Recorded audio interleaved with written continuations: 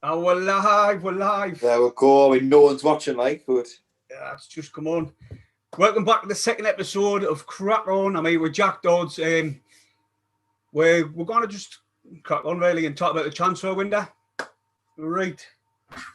I'll quickly knock that off. Give us a second. Mute it. You there, Jack? I am in. Yes. Wait. I can't see up live anymore. I'm not sure if you want to send some tweets out. Yeah. 1, 2, Jack. You want 1, 2? I must have. What's going on there? We're live in two bit separate ones, I think. So. Right, everyone, we're just going to talk a few things about news, really. Have you heard the news, Jack? That apparently we're looking at getting the Zorro back on loan. A Zorro? A Zorro. I seen it on a few people were sharing it. I know it's only speculation what I'm talking about when I'm mentioning things like this, but this is a Zorro. Just Jason Ashman just sent his message. We can't comment on the live. Yeah, it tends to sort itself out after a couple of minutes. So anyone who kind of comment on the live chat should be all right. The Zorro, he's definitely the type of player who we could do with, I think, going forward. I know we've signed Jordan Jones, but a bit of pace going forward, maybe some goals from players other than White, from players who are in wide positions. So I would definitely take him back. But that's unusual. Is he still at Swansea? Aye, but he's just getting a game time or no? No, I mean, to be fair, he was all right in the Championship when he played. Like, he got us a few goals, and I think he might have got a few assists. He was a decent player in the Championship, so I would definitely back him to get us some goals before the end of the season. Grab 5-6 goals maybe from the wing or from just behind White or something like that sort of. No, I would definitely take a Zorro.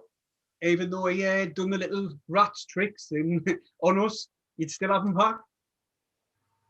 Yeah, look, the way he left didn't do right by us, but we've just got to focus on getting promoted. And at this rate, I think I'd take Darren Bent back. Like, I just want us to get promoted, and if whoever we have to sign it to do that, we do.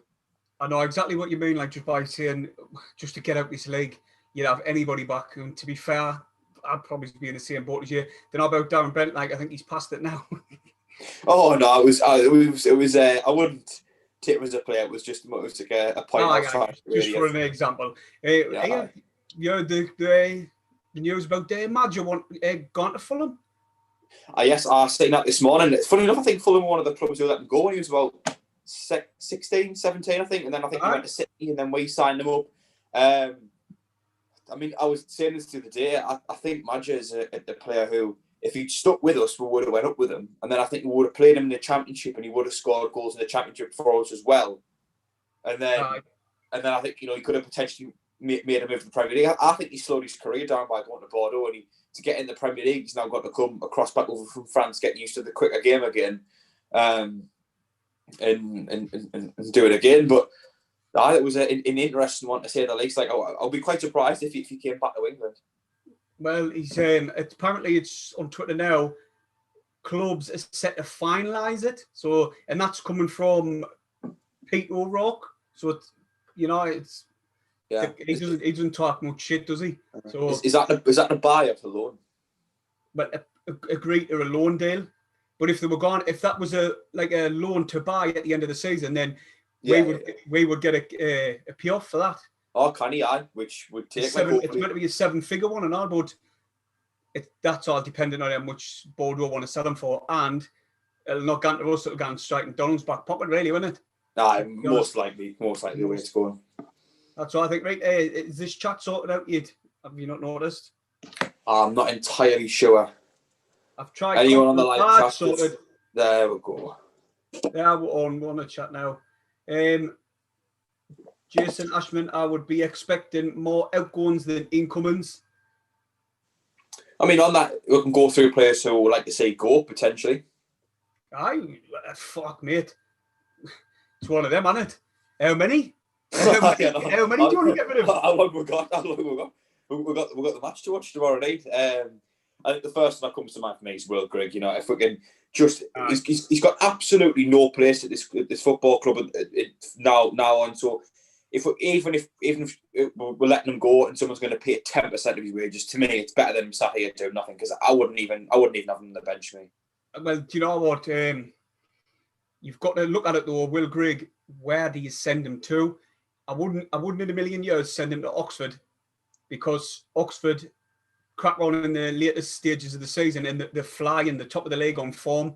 So if we're giving to them and he starts hitting the ground running, you know what I mean? We're going to shoot ourselves in the foot then, because they're just behind Charlton, but they've got a game in hand on Charlton.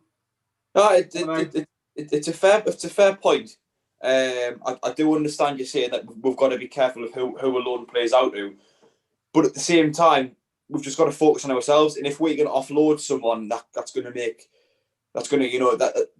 offload someone and they're going to pay some wages off, and we can use that to then go get someone else, then to me it's worth it.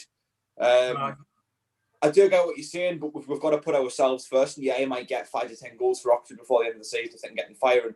But think by getting rid of him, we could also get that, and that means more to us, because Oxford are just one other team, whereas we've got to put ourselves first. I get what you're saying, mate, but for me, they're a really good team. Oxford, I'll just quickly get the where they're at. I've got it up on the screen. Oxford are the in 8th, 23. They've got 2 games on Charlton. I was wrong. It's only they've got 1 game on us as well. 37 points. So we've got to be looking at goal difference now. Then, you know what I mean? With Oxford, as crazy as that sounds, and a lot of Sunderland supporters kind of grasp the fact that when people are talking about Sunderland and Oxford, they're getting like, well, it should be better than Oxford, but we should be, but we're not. We're not at the moment, exactly. And that's the attitude with Sunderland fans. And it is, mate. They've got to understand that we are a League One team. We're digging all right. We're in 6th. We've got games on Charlton. Continue to pick up points. New signings, mate. They're an absolute godsend, especially this Jordan Jones. I'm so excited to watch him, I really am. Do you know if anyone's streaming the game?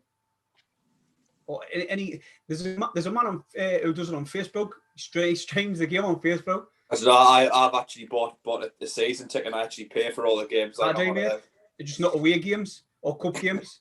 That's I'm not sure. I tend to just buy the streaming, to be honest. I kept all mine on. I think I've got about 4 altogether season tickets, and I've kept every single one of them on, thinking that the pandemic will be sorted by now. Yeah. Even if we got 10 games, like 5-10 games, I would have been out with them on, but. Like to me, it was worth it to get my season ticket, because I thought I might get into that stadium once, but I want to be in there. You know what I mean? Even if there was only going to be 1,000 fans, and I want to be in that. So I was just thinking, if you can. What are you going to do then, Jack? Once it opens with your channel, with your YouTube channel? I'll keep doing what I'm doing at the moment, really. Previewing every game and interviewing, who I can. I don't think I'll be one for vlogs at the match. I don't mind other people doing it, but I don't think I'd enjoy it, like watching the match, but with the thought of I've got a camera and I've got to make sure I record everything. And sometimes I can lose it at the match and go a bit daft. And I wouldn't want to think, I've got to record myself and then go home and edit it out. To me, the matches are released, so I don't think I'll end up recording myself at the match or anything like that. Well, do you know what? Well, I'll just quickly turn this off. Yeah, that's better. Well, do you know what, mate? When I first started this channel, that's what I done. I was going to the match, digging it, and then I stopped digging the channel because I couldn't enjoy the match properly. You know what I mean? I was like constantly like I'm like, it's no good this for me. But I'm going to use like a GoPro on a chest mount and just record it and then edit it after. Well, see, I don't even know if I want to do that, because it would still be in the back of my mind that I was being recorded. Right. And I would just be like, don't see, because I wouldn't. Nah, for me, like record myself at the match, that's just not something I would do. I might end up doing reactions just outside the game or something, but right. I don't think I would vlog myself. One of them, mate. It's like when I was digging it, after when you watch it, it was like, that was all right vlog, but at the time, it's that much funny on digging it, and you get stressed and that. And you're like, I've got everything get up because this one and this one and this one, they'll have theirs up, and I'll not use and I'll not get subscribed. It's just a fuck on, mate. It really was. And that, like, to me, the match is it's me release. It's what I look forward to, and I wouldn't want to think, oh, I've got to make sure I get all the right clips. You know, with through on goal instead of like go on. It's get the camera. I know that. I couldn't be bothered. Like I honestly, I'd take my hat off to anyone who does it, because I don't think I could do it myself. Like you know what, it does put you off watch it. Like when you're watching the game, you just want to go and sit, have a cup. You know what? I used to get pissed every time I used to go on. Not like absolutely obliterated, just tipsy, screaming, shout, sing all the songs and that. And then, but when I started doing the YouTube, I couldn't do it. Yeah. Well, I'll just quickly jump into the chat, see if there's anyone else on. Yeah, I'll get up yourself as well if I can. JC lad has commented, all right, mate, how he is. Rovers One Vlog, all right, mate, how are you? Adam Young and Chris Scott. All right, everyone. Are you happy with the transfers, what we've got up to now? It's been a decent window, to be honest. I mean, we're absolutely desperate for a left back, and that became more apparent on Saturday when Callum McFadden just decided to ball chase as opposed to Marky's man. And I'm losing count amount of points that lad's costing us. It's every game he's making silly mistakes. You know what, Jack? This lad, right? He took a screenshot of McFadden. I'm not sure who the defender was. I didn't know if it was Flanagan or Jordan Willis, but they were on his man. He was tussling with him, and McFadden leaves Graham, comes wandering all the way across, and just leaves Graham totally marked. I'm thinking, what are you doing? Yeah. What are you doing? I saw this happened. I saw I can't remember who was centre back was. It was either Willis or Flanagan, I think. Had to play marking. In all fairness, they did lose the header. But if McFadden had just been marking Graham, he wouldn't have got that yard of space to put it into the empty net. It was schoolboy error. Like, I feel like anyone in the world would have, anyone who's played football would have known what to do. That you could have put Danny Graham at left back, and he wouldn't have made that mistake. He's costing us points every game. So I was relieved to see that Vogel just came in, and hopefully he can be the player to cover until Hume comes back, and then maybe we've got a bit more competition. I wouldn't mind seeing McFadden as a wing back if we were playing in a back three. I think potentially you got room for leeway there, because his crossing is very good. Aye. You know, he puts some great balls in the box. He does look half decent going forward. So I wouldn't mind seeing him as a wing back. But if we're playing four at the back, then you can't have him playing. And then I think for Jordan Jones, he's the exact type of player we needed. You know, if we bring Azoro in, it's another. I didn't think he would play a wing back system when that Jordan comes into the team, because he can apparently leave anyone for dead. So I kind of see us pushing our wing backs up, going into a wing back system, and then pushing them up when we'll not need them up, if you know what I mean. I prefer a flat back four. Do you know what? I didn't like this 3-2. I'm going to say it. I think it's shit. Jack Diamond, right? People's getting on Jack Diamond's case because he's in this 3-2 system and he's not further up the pitch, and they're thinking, why is it? He's shit. He's not digging this. He's not digging that. Which is fair enough. He's not, but he's not in the right system for that. If you know what I mean, he should be in either a 4-4-2 or a 4-3-3. That mate. I struggle to say that what's good about us playing 4-3-3, because when we tend to play with three midfielders. We're all quite defensive. We tend to have a little bit of sitting back. Scowen is good at winning the ball back, but he can take the ball forward, but he can't do anything in the final third. And then Winchester or Power tends to be the other one, and neither of them particularly burst forward into the final third. So if we're going to play 4-3-3, I would like to see, for me, you've got to have someone like Embleton or Nine as one of the two centre midfielders ahead of Ledbetter, which is why out of the two, I would tend to pick the 4-2-2. But I'm not saying it's perfect. I think it's worked really well for some times where we've kind of created a front four. But sometimes I just think, I don't know. I think it all depends on how O'Brien plays. I think if O'Brien drops deeper and links up, then you can kind of go into the 4-2-3-1. He's one for me. Like O'Brien, sometimes he's all right and sometimes he's not. He's like hit and miss. One game, I think, he looked all right now, O'Brien. And then the next game, he gets missing. I didn't know what it is with O'Brien. But anyway, this new kid, I done a video on him and I says I'm going to reserve judgment, right? Because I've never seen him play. To be honest, he's 6'4". That's really good. That's what we could do with. But I didn't know. if we signed, I know I can't even say that because it's just it's irrelevant. Go on. League One. There's no point. It's totally irrelevant because we're in League One, and this is what we should type of players we've got to expect. Yeah, but, I know. You know what I mean? That's what I was going to say something else, but there's no point because we kind of expect other players. No. You know what I mean? I mean, if we're talking about Jordan Jones, what I like is that he's been attracted by championship clubs.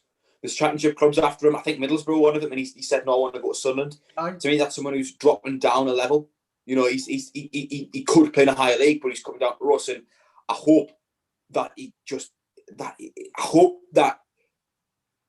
is championship standard, because that's what we need. Someone who's just a bit cut above. I think going forward, especially, we struggle with creating chances. Like, I think White's proven that if you're getting chances recently within, about, I was going to say within the box, but within about 8 to 10 yards of the goal, and he doesn't have to turn, he will score.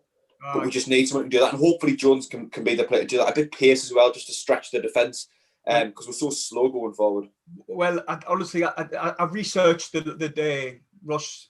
I researched them a little bit, and what I really found good, really, is when this Jordan Jones comes into the team, apparently he can drop the ball on his forehead. So with him being 6'4", he's got to get at least what? How many goals this season would you say for the rest of the season? I mean, if 15 again. I think if someone can get 10, as long as White doesn't stop scoring and other players chip in, I think 10 will be enough. I think with this Ross Stewart coming in, his return isn't brilliant. His goal so far has never been brilliant. But if you look at Charlie White's first 2 seasons in League One, look at his goal return, and now he's done this season. I think it's more about the system you're playing, and I think Lee Johnson's clearly found what works for White. And if he can do the same for Ross Stewart, then there's nothing to me asking that he couldn't get 15 goals before the end of the season. Well, apparently Ross Stewart got played on the wing, so.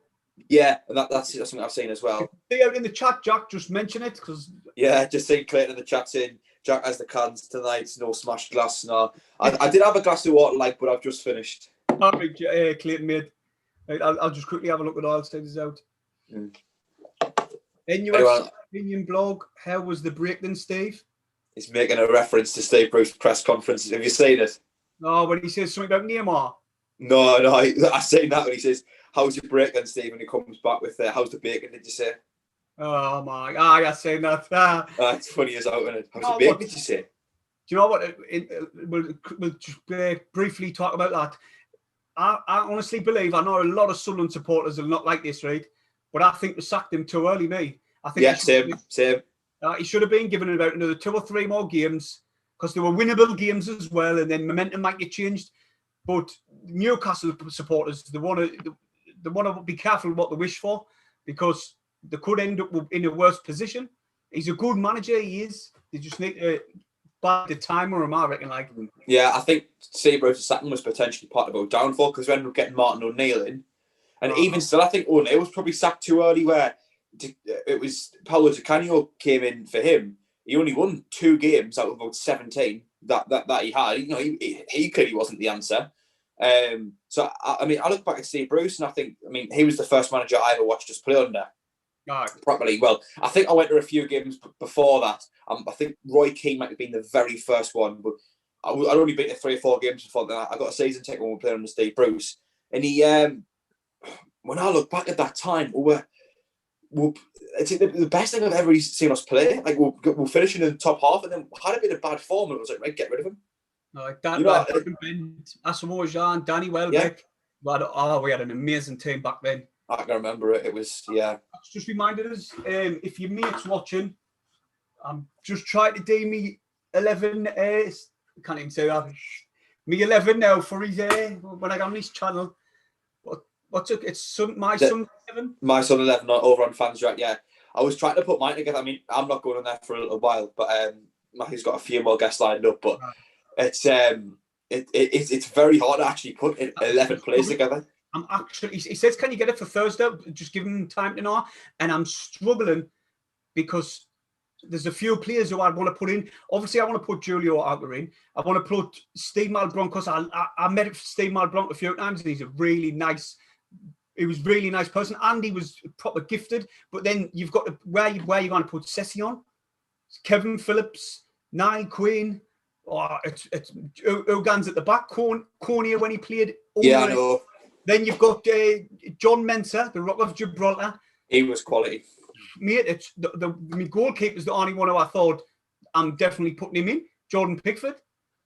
See, I think I'd be tempted to go Mignolet or Pickford. And that might be a bit controversial, but you can't.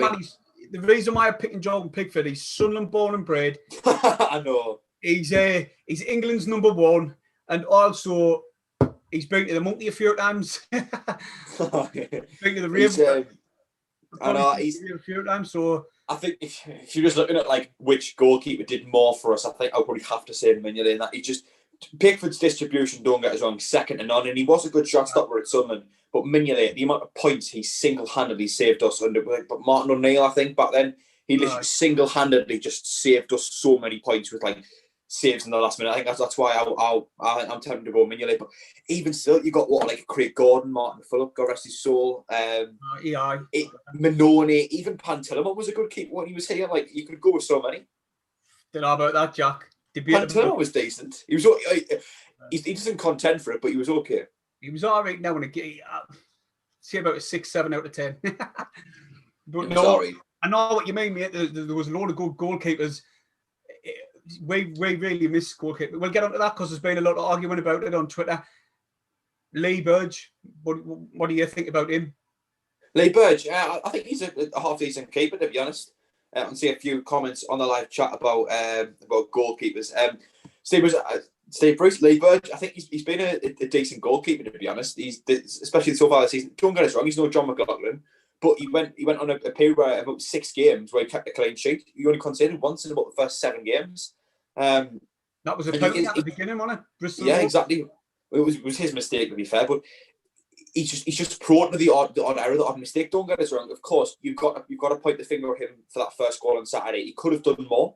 And some bit of saying he saw it late. I think Dino was saying he saw it late. And I thought that is fair enough. He did see it late, but I just think he could have done a little bit more. You know, I'm not even saying save. I'm just saying, he could have done a bit more. He didn't really seem to move much. But I think Burge is a decent keeper. I think there's not many goalkeepers we've got or we can get that are going to do a better job. Oh, mate, you know what? I seen Steele. Who's he playing for now? Is it not Derby County? Did he go there? They were playing Newport in the cup the other week, and he saved a load of penalties. Right. I think he saved. Brighton. Is that the same Steele we had at our club? Jason Steele, the blonde lad. Aye, right. Strawberry blonde. Strawberry blonde. Oh, I'll just say he's blonde. Mate. I don't know. I can't remember. But Steele, I think Steele was probably better than we actually seen because he started coming to. Mate, he came into some real form at the end of the season. I just think maybe he didn't get off to the best start and that affected him. But my opinion on Lee Burge is, like you said, we've got no one who we could replace him with, and anyway, he's better than Matthews. He's more experienced. Oh, God, yes. And do you know what it is, right? The amount of long balls they put into that box, the long throws. That day, Jackson was class at them long throws. Yeah. And they've got a tall team. Any team would have struggled. And Lee Burge is saying that our defence were flapping a bit. So he'll have been flapping. Do you know what I mean? I don't think he's as bad as what people are marking out like, to be honest. Definitely not. I think he's a half-decent shot stopper. He's just prone to the odd mistake. We were going to concede against Gillingham. You know, I think I predicted 1-0, but in reality, I would have been surprised if we went the entire game without conceding. Just on the live chat here, Adam French says, Sorensen, Mag says, before my time, unfortunately. Chris Scott, Mignolet, best season I've seen from Southern keeper is last season. Yeah, exactly. It was against Tottenham. It might have been against Defoe had a shot. It must have been from about 4 yards out. Mignolet, I think he saved it with his face. Clayton Edwards saying he would have chose Craig Gordon or Shea Given. Craig Gordon was a great keeper, but I think he had his best days after he left us. What's this about? Terry Arkle says, please read me comment earlier about the stream in the game. Oh, he's saying he's found something that'll stream the game for you. Chris Scott's in Brighton. That's where Jason Steele went. Brighton. I thought it was. Aye. Well, did he not save 4 comment below if you know? I'm sure he saved 4 penalties the other week, a couple of weeks ago. I'm sure he did. I seen it on Twitter or something. He says ORO TV is streaming the game on Android. just DI Hammond, click the H14. Well, what we were saying again, I seen this on Twitter, right? This lad put it on. If I can remember his name, which I would have said tell you anyway. But he says some Sunderland fans he's pissed off with because the scapegoat in Dobson is left. Now it's Yeah. Lee Bird. Yeah. Lee Bird now. Yeah. Dobson I mean, obviously, Dobson yeah. was good. I spent a lot of time defending Dobson. I don't think he's half as bad as a lot of people make out. And I think he was often given a role that didn't really suit him in terms of going forward and trying to create. I think if you look at it, a lot of the time he spent as a youth player and his time at Walsall, he used to spend time just camped on the edge of his own box, clearing balls, heading away, putting tackles in, winning the ball back, just closing down attackers. And I think we put pressure on him to be like a number 8 to go forward and link up with the forwards and get the ball to the box, create chances. And I just don't think that was his game. I was speaking to Mike, the Wimbledon commentator, obviously you know him as well. He always comments on my videos. He's a really nice man. He's great. I was messaging him on Saturday night saying how did Dobson get on. He said out of his first 3 games, he's been one of the main shining lights. He's been really good. And I think it's because Wimbledon naturally will just sit back more. And I think Dobson didn't suit the centre midfielder we need, who's going to not only defend but then go forward and get into the final third. But I think if you were to just sit him in front of the back 4, I think you do a bad job. Jason Ashman's just sent us something there. He said in the live chat, look what I sent. He said, hearing rumours this evening from people around the club who my dad knows well from when he used to be involved there, like Greg is off and Lee Johnson has been in contact with Anichebe and Walsh from Bristol City, who was at Coventry. Anichebe medical tonight, Walsh and early talks. I would absolutely love to see it, but I can't see it happening. Nah, no chance. That's bullshit. That if we get a Nietzsche, no offense, but if we get a Nietzsche, I'll be over the moon. I love the Nietzsche when he was fit. Oh, he was like a battering ram on the left wing. Like, why? That's another thing. What pisses us off? Moyes put him on the wing. I know, because David Moyes. Do you know what I mean? I hated Moyes. Just a quick look. I'll let them back. French. See a few on the live chat. I see 4 penalties in there for your cup. I knew I was right, mate. Yeah, no, brilliant. But I think Jason Steele had some really bad performances, and I don't think he ever recovered. And then I remember when he came back in at the end of the season, he had 2 or 3 great games. Right.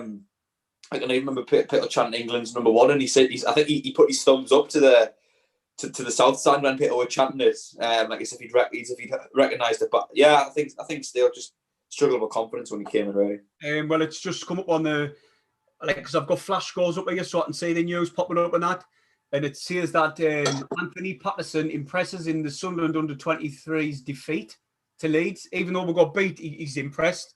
So Burge wants to watch what he's doing because the young kids there to have a go. Yeah, I mean, I met Chris Coleman at talking once, and I think it was towards the end of the championship season, and someone said with the way things are at the goalkeepers at the moment, is that no one in the academy can come through.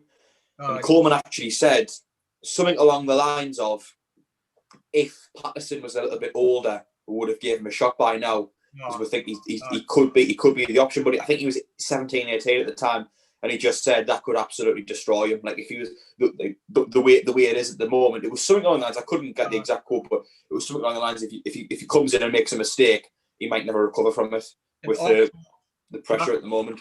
Did you watch the Crawley game when they beat Leeds? No, I don't watch a lot of football outside of Sunderland, to be honest. Right. Well, anyway, one of their players was Sunderland linked with him, Crawley, Tom Nichols. I don't know if you've heard of him. Not heard of him, like. Apparently he's kind of already player. There was a few good outstanding players against Leeds because I watched it the other day. Well, when I say the other day, I mean like a week or so ago. Aye.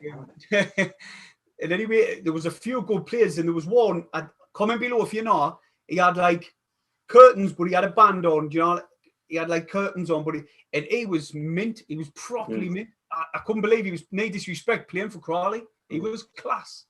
Adam French in the live chat saying, would you lads give Patterson a chance like we did Pickford? That's an interesting question, to be honest. I'll give him a chance. Why not? I think I would give him a chance tomorrow night. You know, Burge doesn't have to play in the cup, and I would rather have Patterson playing than Matthews, because Matthews to me just I don't know what's going on with those gloves, but it just seems as if everything that hits them just drops. But I said in my match preview that I would want Lee Burge to be back in just because of, I think if that was me in goal, I would have been a bit like coming off the pitch sick. I'd want to right that wrong of the way I played. I didn't think everything was down to him, but I would have wanted to right that wrong. You know what I mean? Yeah. So I think I would. That's why I said I'd leave him in just to, get his confidence that little bit better, if you know what I mean. But I don't know. I would love to see Patterson. He probably could have done better against the goal against Oldham Athletic. Like he did well after that. Yeah. But he could have saved that. Yeah, I mean, if he's impressed in the under-23s, I'd give him a shot tomorrow, give him a game, and then I think Burge has done enough for me to have his place for at least a few more weeks. If he makes a mistake like that every game, then of course you drop him. But it seems to me as if Burge makes a dodgy mistake 1 in every 3, 4, 5 weeks. You know what I mean? It's not that big of a deal. No, why not? Well, I've quickly jump on here again. Yeah, I can see Adam French is saying, would you lads, Tom Nichols, VSL Up says Tom Nichols has 7 goals in 22 appearances. I'm not sure if that's the lad with the long hair you're on about. No, I didn't know if it's him or not. I could in the game he had not getting long hair, but like curtains, and he had a band around his head. I don't know who he is, but Frank Jatori says Burge is doing dog poo, mate. I've got to disagree with that, to be honest. I think he's actually quite a decent keeper. He just makes the odd. He just drops the odd clanger in there. But Saturday he did see it late. I would say he could have done more, but was it that bad? That wasn't that bad. I didn't think it was, Jack. You know what, Jack? I think throughout that game, obviously it was a late goal. The back four and the goalkeeper were panicking because the word. I think the word dealing with the long balls pretty well, but I think that also it's in a mindset. But when one of these come in, it's kind of gone in sooner or later. If we kind of stop them from coming in, McFadze never stopped one cross in the first half, not one. Yeah. The second half he stopped. I think he stopped 2. So if we can't stop them crosses coming to the box, and they've got massive players, it was only a matter of time, mate. I could see that literally from the second we scored that goal, we just sat back and didn't play. They outplayed us. They did outplayed us. A lot of people saying the midfield got overrun, and I can see the point, but I think it was more that the fullbacks just kept getting just kept getting the better of. I think Powell was playing at right back and McFadden was playing at left back. I mean, don't get us wrong, I've been quite impressed with Powell at right back. I think his ball playing ability is really valuable to have as a fullback, as opposed to in centre mid. But neither of them are particularly brilliant defenders, and McFadden quite. Do you know how I describe McFadden? It looks as if he's like a left winger, or maybe even a striker who's got he's got pace, technical ability. And the manager just went 5 minutes before kick-off to him, can you do a job at left back today, mate? Because someone just started to drop out. And he's like, right, okay, I'll give it a go. Because positionally, he just doesn't know where on earth he is. Well, I totally agree with you when you say that. He does look like a winger. His delivery into the box, it's kind of good. It's just he's tracking back, not following the runners, and also he cannot stop a cross coming into the box. And if you look at our team, you would mark that down as our weakest position in the team. Like look at all the players in all the positions. You would say that was our weakest spot. So obviously I've got cover in this Jake Vokins, and I've seen his goal what he scored against Huddersfield, and it was a class finish.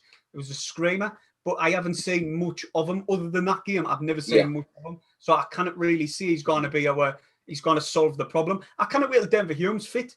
I think a lot of people are starting to realise just how good Denver Hume is. I mean, I've backed him from day one. I've really seen the potential that he's got, and I do think he is a brilliant fullback at this level. I think he's crossing can be suspect at times. His final delivery isn't always brilliant, but he does always tend to get 1 or 2 right in the game, and that's sometimes all you need. But it's his energy down the left-hand side, and defensively, he's not the best in the world, but he's better than Conor McFadden.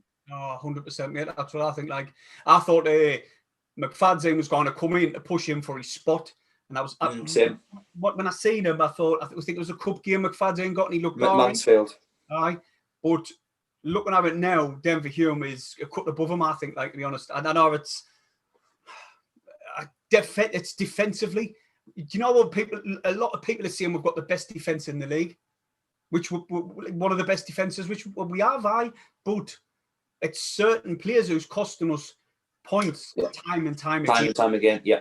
McFadden's going to be in this team. He's going to cost us points, and that might cost us promotion. You never know. Yeah. Looking back, like looking at the future.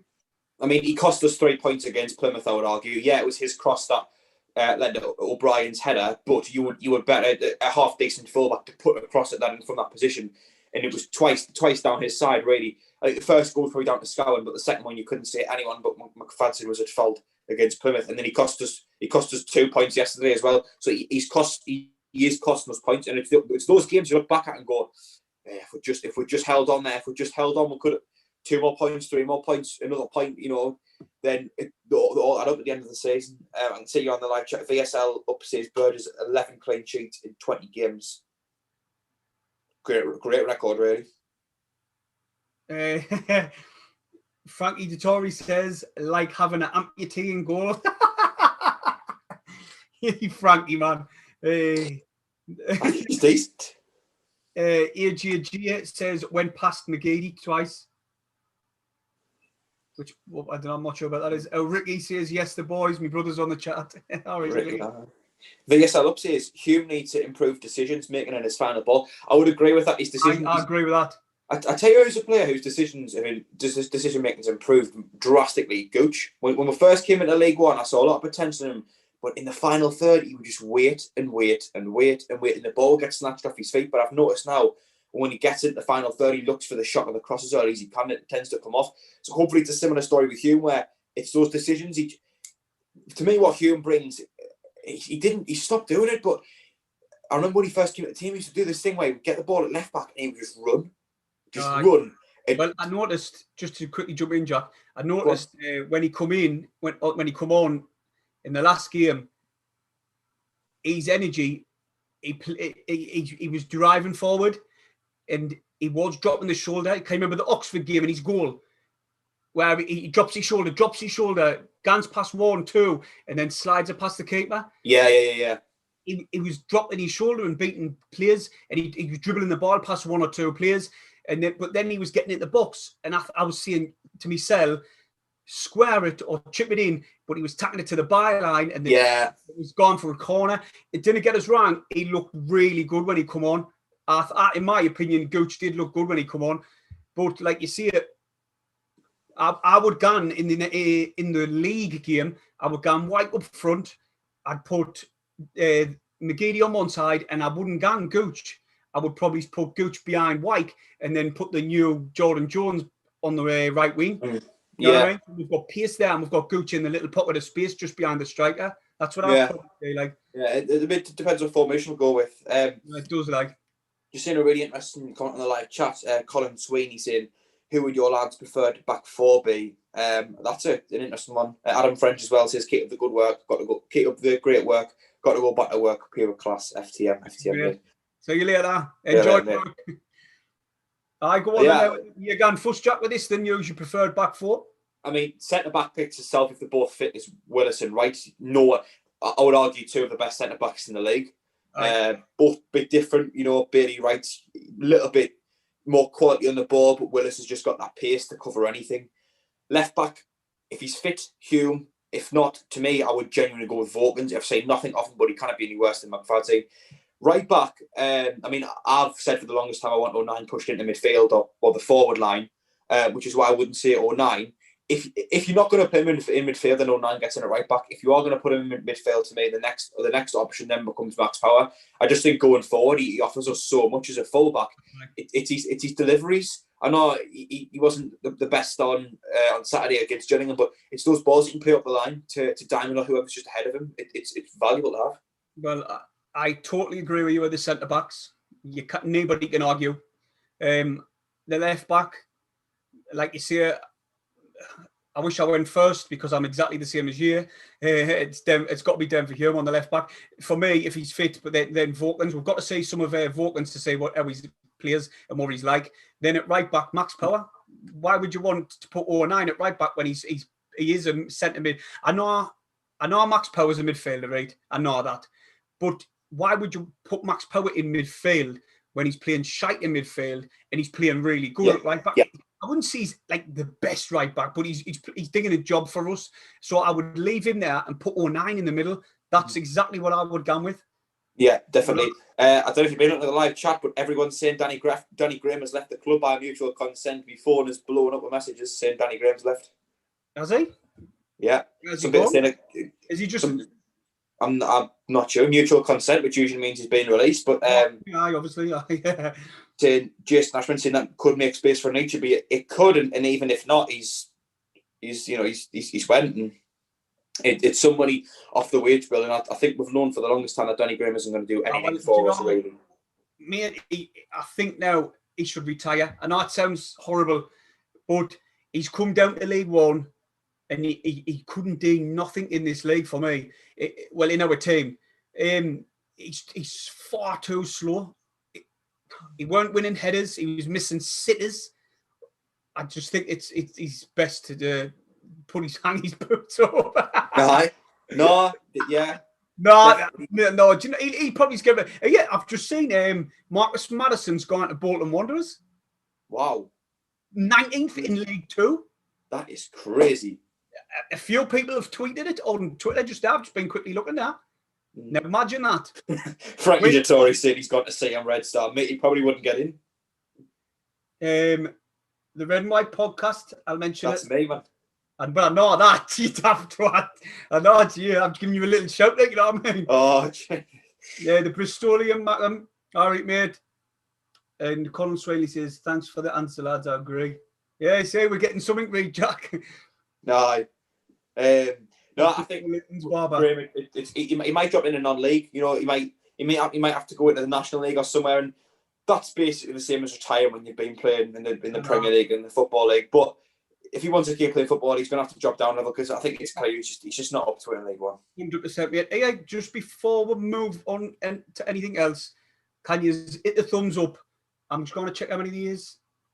16. If you're watching, smash the like. And also give us a... Do you know what? Many people didn't share YouTube videos. They didn't... Like, do you know, you get on Facebook and you'll share something, or Twitter. You can do exactly the same on YouTube. Just copy the link. Just copy the link. It's there. It's next to live chat. The share button. I always put mine on Twitter. I've just seen my face there on the live chat on my phone, and my hair is huge. Your hair? My hair, it's really long. I could do with the trim, but Boris has just put the date back even more. Did you Google who Fonzie was? I had a little look, yeah. It's not it weren't like a it wasn't an insult on out. It was kind of funny. It was like I would normally just kind of have it like sat on top of your head, but it was just getting on my nerves, getting in my eyes, and that's I just thought take a back and go for the meth then, not temporarily. If I took my hat off my hair, I'll drop it about my eyebrows. Go on, give it a go. No chance. Frankie Dettori says, "Have you been to the Charltons, Chippy?" If he's on about the one down Hendon, I'll wait these comments, because there's name next to the Charltons down Hendon. Well, not when I've been down there, like. The only Charltons I know is the fruit and veg shop on Chester Road, like. But Jason Ashford said he's left because he wanted more game time.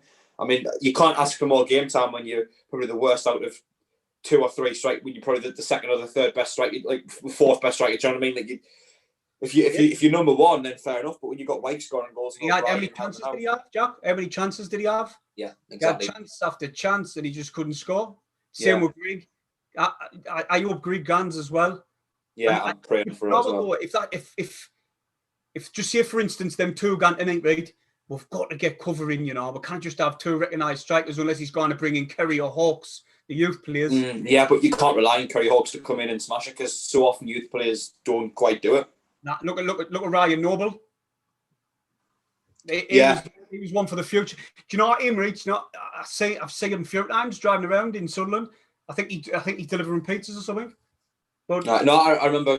I think one of my mates. I always wanted him to do well. Like I remember going to watch him. It's at the Hetton. Appleton, I think it's called, the under-23s. I went a few times, and I remember thinking like this lad's got some talent, like, and I remember thinking he's going to come in, and it was talk of the town. Everyone was thinking, he's going to come in the first game, score loads of goals, and hasn't worked out because sometimes youth players just don't adapt very well to men's football, and that's just the way that it is. No. Well, he was like a thin lad, wasn't he?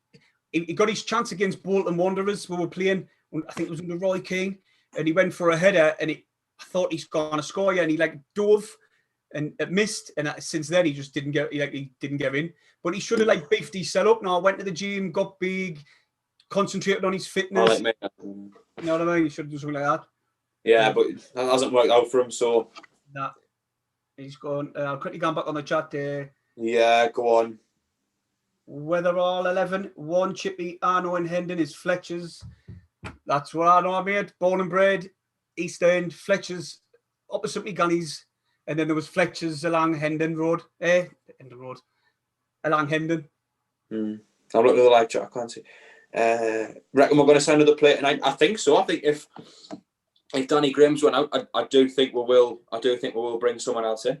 Or we'll get someone on loan after the window. You can get it after the window, can't you? Can you? That's from Jake the Snake YT. Yeah, I think we could do with just any options going forward. Anyone who can get going forward. Maybe a Zorro, like you said. You know, if it could be a completely fabricated rumour, but I think it might be, mate. I think honestly. Yeah, but someone like him with a bit pace and maybe a bit trickery going forward, something that maybe in a game where White isn't quite fired, which is going to happen. He is going to have these games when, you know, this form won't last forever. You know, you can just completely change it up, and the defence have got to change how they deal with the striker. Well, I honestly think that we need at least one striker in as well, because if, like you see, Danny Graham has left the club. We tried to get Will Grigg out, so that's two of them gone. Didn't get us wrong, right? It's like having, it's regardless, in my opinion, if they're gone or if they stay, because they did fuck all when they were here. So if they're gone, it's nice skin off my nose. But I still think we need cover for Wyke and Ross, just in case. You never know, I might go with two up top. And if one of the in, you know what I mean, someone else can just come straight in. Yeah, exactly. Matthew Lee, my mate on the chat, says, I don't think we'll get another one tonight, and I don't think we need to either, mate. You might not think we're going to get one, but I think we definitely need someone, as you say, just another striker just for cover, to be honest with you. But I would like to see us go with someone and do something a bit different. Well, we're desperate for pace, but like you say, Jordan's got plenty of pace, and I'd like to have one, like see a two with pace, not just one. So then, if we're sitting back and we're going to counter a team, there's two of them running on instead of just one. Do you know what I mean? Yeah. Right. Trying to get that out of you, but that lad said about Victor and Nietzsche, be like, I'll be out of the moon if he come. I'm thinking about it as well. Royston Williams says, Danny Graham did nothing to deserve more game time. Wish him well, but glad to see him go. I'm exactly the same. You know, I've got no problem with that. I think he did always put 100% in, but you can't ask for more game time. I'd just like to see a massive hello to that Royston. He comments on every video, and sometimes I miss your comments, which I think on a few people I didn't go back on all the videos. But if I miss your comment, it's no fault of mine. Right, going back on the chat, there's one more from Jake the Snake. Gives a quick look, 2 seconds. Yeah, go on. He said, I think we will make another couple more tonight only because last year we signed Greg, either last year or the year before. He meant Greg instead of Grill. Yeah. In a couple more. Yeah, we do need a couple more. I think you said another striker, and I'm trying to think if I could bring any like a different position in. I'm trying to think who would I go with. Maybe a centre midfielder, someone who can get forward a little bit from midfield. Definitely one. We can't have another centre a defensive midfielder. Got too many. Got them coming out of our ears at the moment. Like, that's been the same since we came down to League One. We've always had like 4 defence. When we first came down, it was McGeoch, Cattermole, Power. That was 3. And felt as if there was definitely another one in there, but it slipped my mind. Was what's his name? Leppiter came in midway through, and I think McGeoch made way for him. Who's him who went in the MLS? He done a daft interview calling Darren Gibson. No. Colin McGeady, man. What's his name? Oh, Lewis Morgan. Aye. He was more of a time money. Well, I think he was a winger, or maybe he was an attack midfielder. But he come in the midfield all the time, didn't we? Oh, he used to do me head in. He's done me head in him. The little smarmy comments about 09 and everyone really just. How can you call a man like Luke 09? How can you? Like, I wouldn't dream of insulting him. He's the nicest, friendliest person you can. Well, what I've seen of him, I don't know. He might be a cunt back in the house. But pardon me, language. He might be a miserable twat in the house. But if you watch, right, do you know on YouTube where it's Sunderland official page, and they'll say access the MK Dons game, for instance. Yes, I watched the players come down the stairs. He's the he's one out of a few who will be get happy and smiling, and he'll talk to the cameraman, he'll talk to the staff who's there, and then he'll go in. Some of them just ignore them and go straight in. Yeah. If what was that player again? Who you said? Who we're talking about? Dylan McGeoch. I think I'm touching on Lewis Morgan. Sorry. Yeah.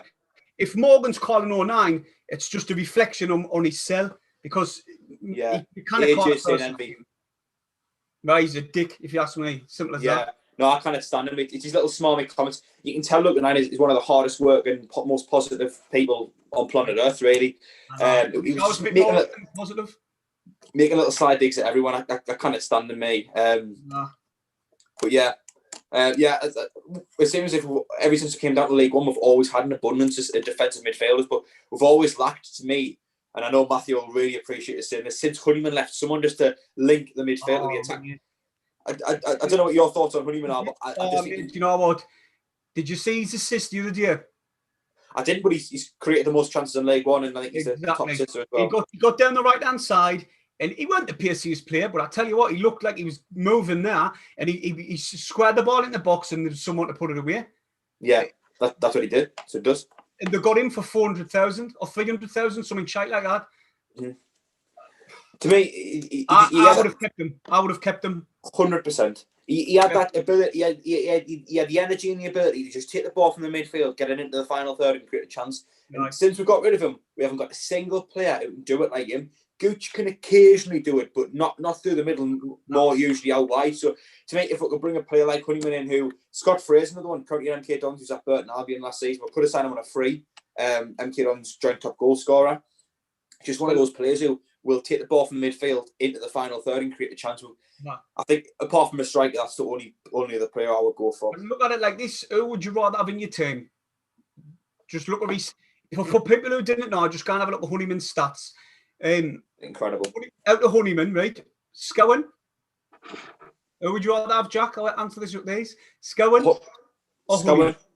Honeyman, 100%. Right. All right. Winchester or Honeyman? Honeyman offers you more. There you go. Apart from Ledbetter, Embleton or Honeyman. There's another one. Honeyman. There you go. That just comes to show how much of a mistake it was getting rid of him. Yeah, he was.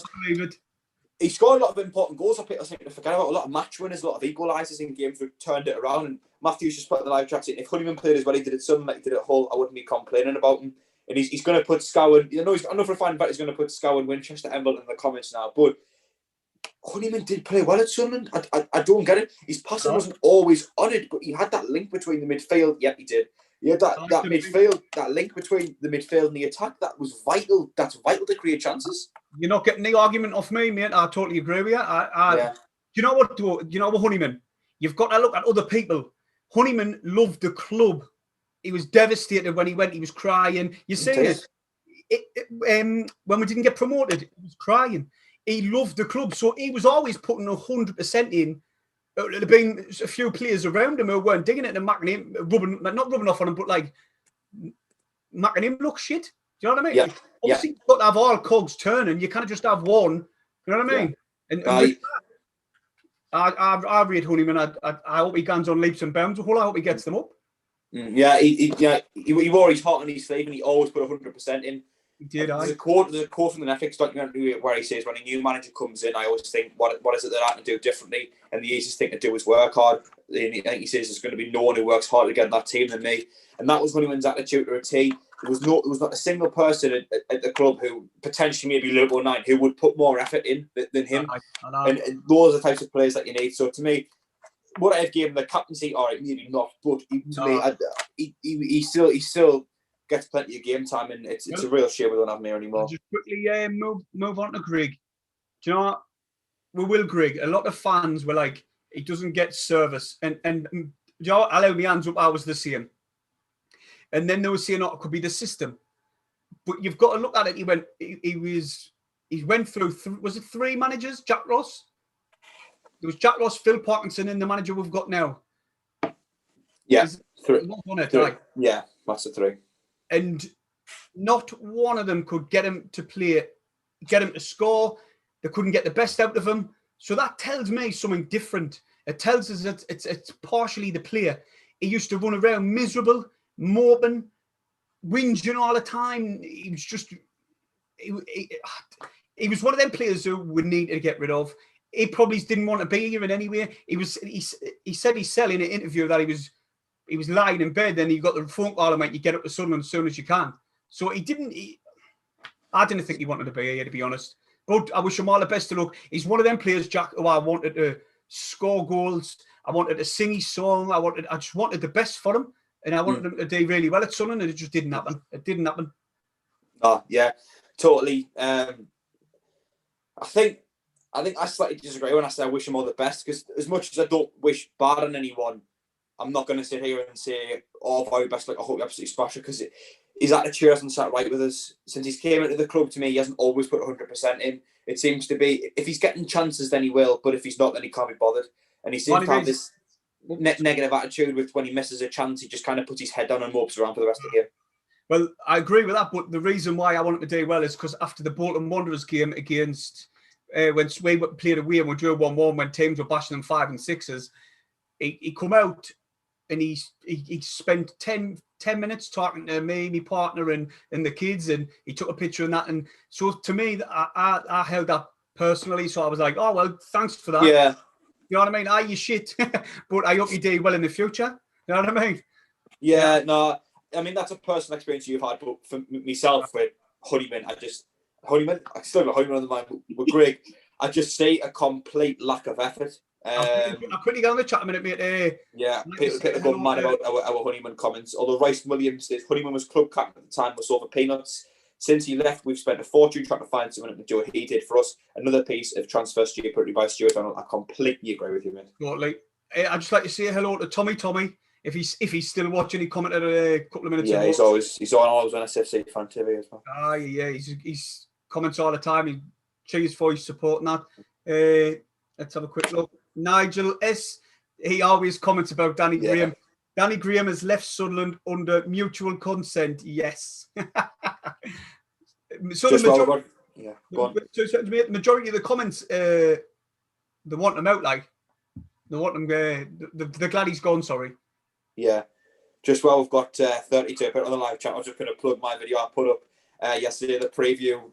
Only 21 minutes long preview with an MK Dons fan going into both games for tomorrow and Saturday. I just thought it was quite a decent preview, one of the best I've done. So I'll just plug that now over on my channel. Tell them your channel. Yeah, I read my podcast. I'll leave a comment here. And I want to go subscribe to him if you haven't. Yeah, of course. Get some past guests on.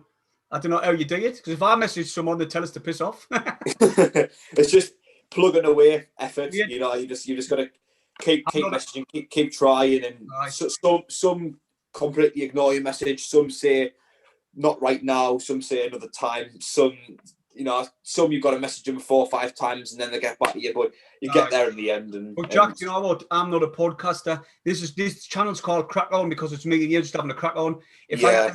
If I had to go and get a guest on, say Nick Barnes, who you had on recently, if I had to get him on, I'd have to research him and where he started, what he done, and da.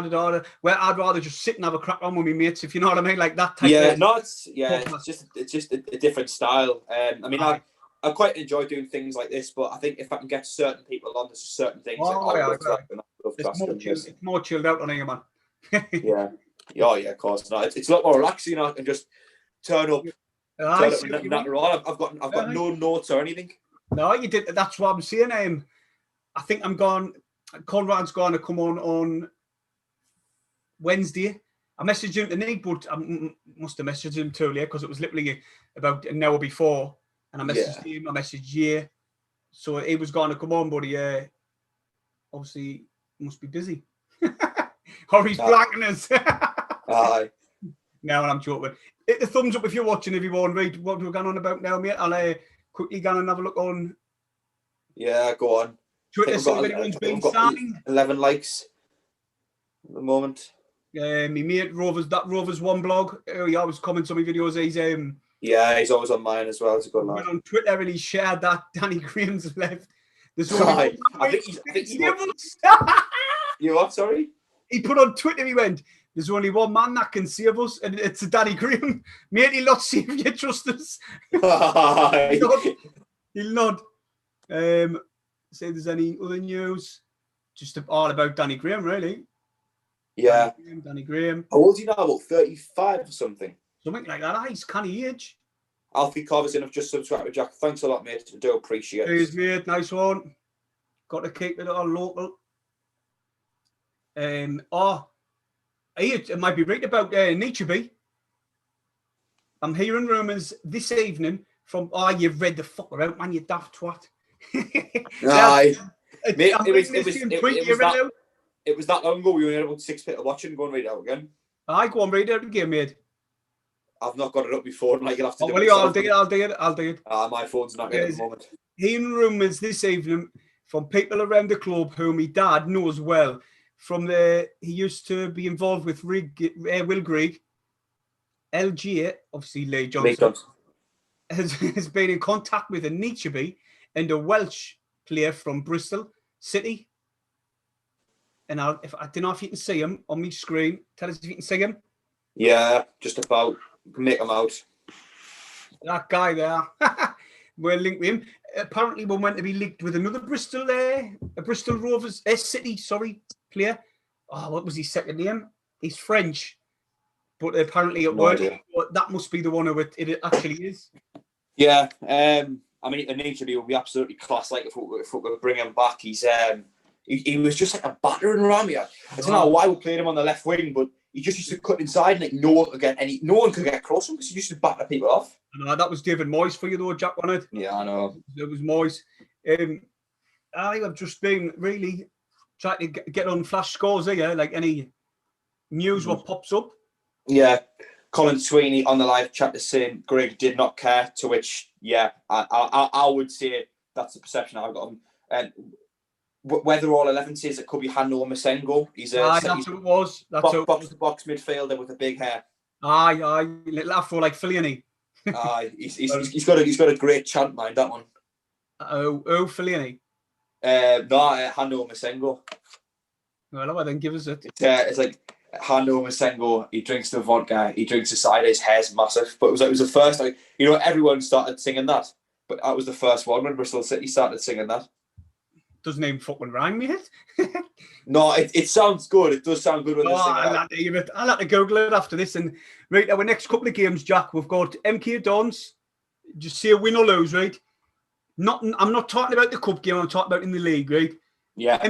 MK Dons away. I'll back us to win. Right, then we've got Shrewsbury away. Back us to win again. Then we've got Doncaster at home. Take a point. Burton away. Should take all 3 points. And then Fleetwood at home. Should take all 3 points. They've just appointed Grace and they've been in terrible form recently. To be honest, mate, the games after that, I'll just quickly run them off so you don't have to say it out. We've got Crewe away, Swindon at home, Rochdale at home, and then probably our hardest game out of the lot, what I've just mentioned, apart from Doncaster, you've got Portsmouth. So really, potentially there, we should be picking up. Really, I would... Doncaster at home is a bit of a dodgy one. And then the Portsmouth game away, what I've just mentioned, a bit of a dodgy one. Other than that, we should be winning all them. We should be beating Rochdale, Swindon, Crewe, Fleetwood, Burton, and Shrewsbury and MK Dons. Really, I'm not just saying this as like one of these Sunderland supporters who think they're bigger than what they are. No, it's not. We should be beating that. Our squad and our team have the ability and skill to beat most of them teams there. Yeah.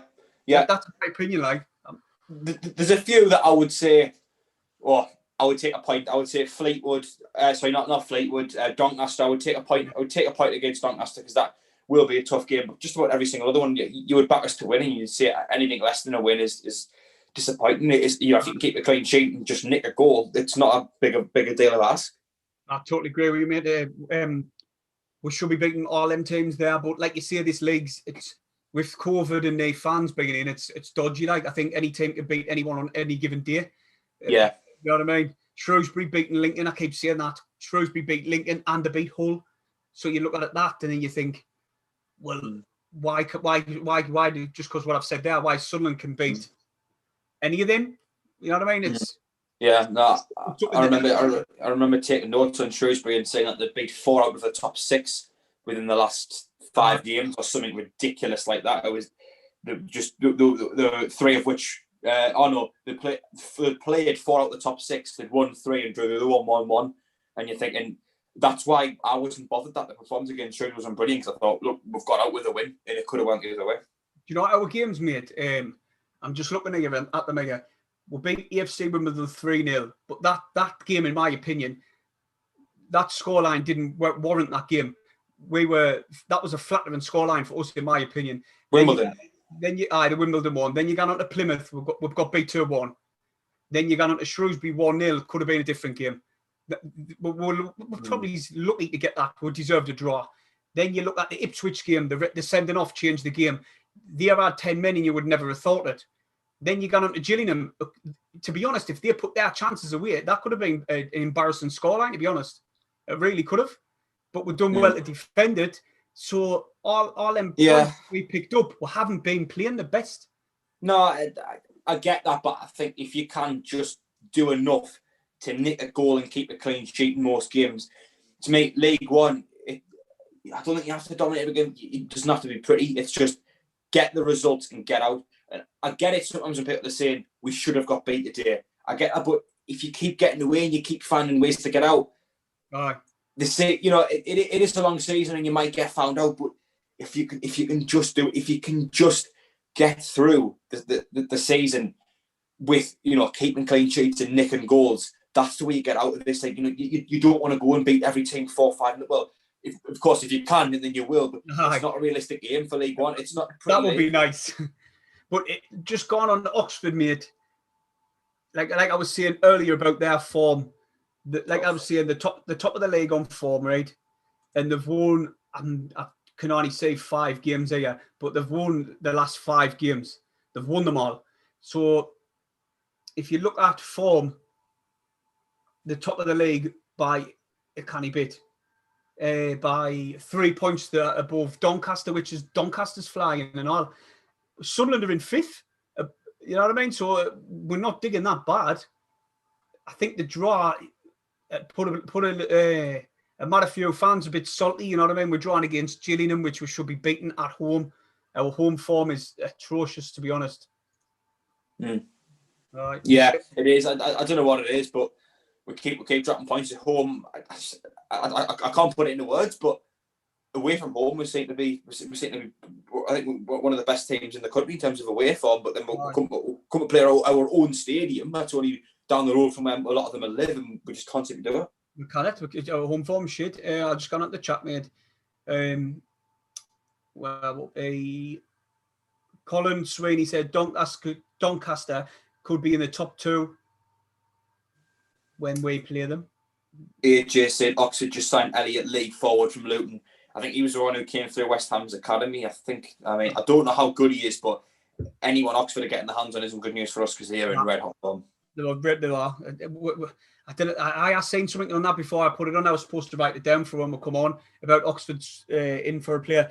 Also, can you remember that Kevin Nesbitt, Celtic player? Doesn't spring to mind, like. Oh no, sorry, Hibs player. Doesn't spring to mind.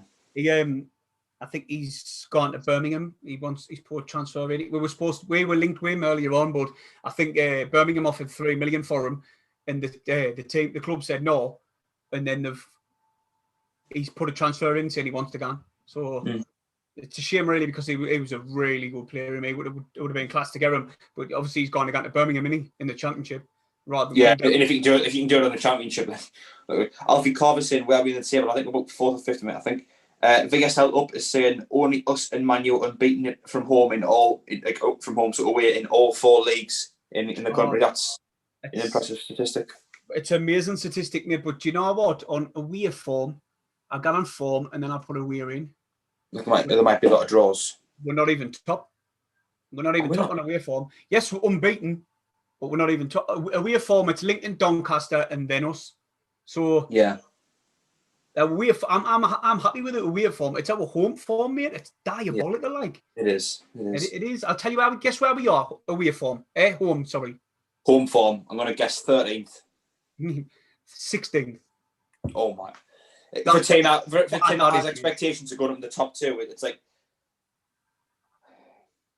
I don't know what it is when it comes to it at home. We just can't seem to do it. I kind of think of anything, but you know what? We've got to look at it in a positive point of view, which I'm positive at the minute about Lee Johnson, about the squad, about where we are in the league. We're in 6th. We've played 24 games and we're on 40 points. We are. Portsmouth's got a game on us. Doncaster's got 2 games on us, and we have a game on Hull. And then Charlton, we've got 1 game on Charlton, and then Oxford have got 1 game on us and 2 on Charlton. So we really can't afford to be slipping up anymore with that Gillingham game. We can't afford to do that anymore. We've got to go on at least 5 or 6 games winning run, and then I think we will be in the top, say, 3-4 positions. You know what I mean? But I don't think because for some reason now it's stopping Hull and Lincoln. They are on fire. Like, right. Jake the Snake YT said, imagine might be moving Fulham. We might get 6 figures. There was something in this contract for us to get money. So that's some good news. We seem to sign a lot of Bristol City players. Yeah, we do. Even before Johnson came in, barely right. I'm trying to. Semenyo came on loan. I wouldn't be surprised if we did get a few more Bristol City players, just for the fact that that's where I used to manage. Sean Middleton retweeted that thing what we've just read now about the Bristol City player in Ichibi. He says, imagine the scenes if an Ichibi's back. Oh, mate. I know. If there were fans in the ground, it would be packed again. Like, because he was just. Oh, I know. He was a fan favourite, and I think it was because he just used to batter defenders when they just couldn't get near him. No, it's something. I thought that was another bit of transfer news. But can I get anything up on this PC? What will bring the transfer news up? Sky Sports News, maybe. Don't know. Come on, quickly have a check. Save us out on there. Mm-hmm. Sky Sports have actually live streaming on YouTube. Funny enough, I mean, not that would be to watch it. But if you see any comments come through, just shout them out, Jack. Yeah, we'll do. Anyone in the live chat, if you got anything you want us to talk about, or any news, or anything to say, just put it in. We'll go through it. Colin Sweeney, Doncaster could be in the top 2 when we play them. Yep, Doncaster in great form. Alan Robson, apparently we get 10% of any transfer fee on Madger. Aye, that's right. It depends where it goes, really, doesn't it? If it comes to the club, then fair enough. But we haven't even mentioned this, Jack. The club, the takeover, it's been stalled. You'll have obviously read about that. I haven't. This is the first I've heard of it. I'm joking. It's been stalled. The EFL won clarification. Oh, yes, I've heard about Donald that. Yeah. and think cool if they're gonna invest still in the club in the 2 years. So that's what the stall is. Apparently, yeah. I'm not. You know what I mean? I'm not like. I mean, I've not been a huge fan of the idea of this takeover. Where Dreyfus is coming in. I've got no problem with Dreyfus. He seems to be a good candidate, but this whole Methven and Donald stay on in a small capacity and keep a bit share of the club tonight, it doesn't really sit right with us. I would rather it just be a concrete. They're out. He's in. Yeah, I totally, mate. It's just come up here, the EFL, Luton to Oxford, that Elliot Lee. He's just gone that through. We've got Stoke to Derby players. I'm not really interested in that. Also, is an interesting one. Connor Grant is from Sheffield Wednesday. Has gone to Rochdale. He's going to be decent. He used to play for Plymouth, I think. It's just come through there. Danny Graham's left by mutual consent.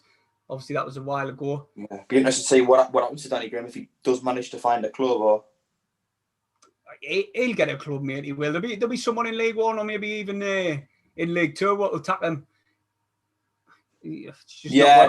Someone daft will give him a contract. Southport to Accrington.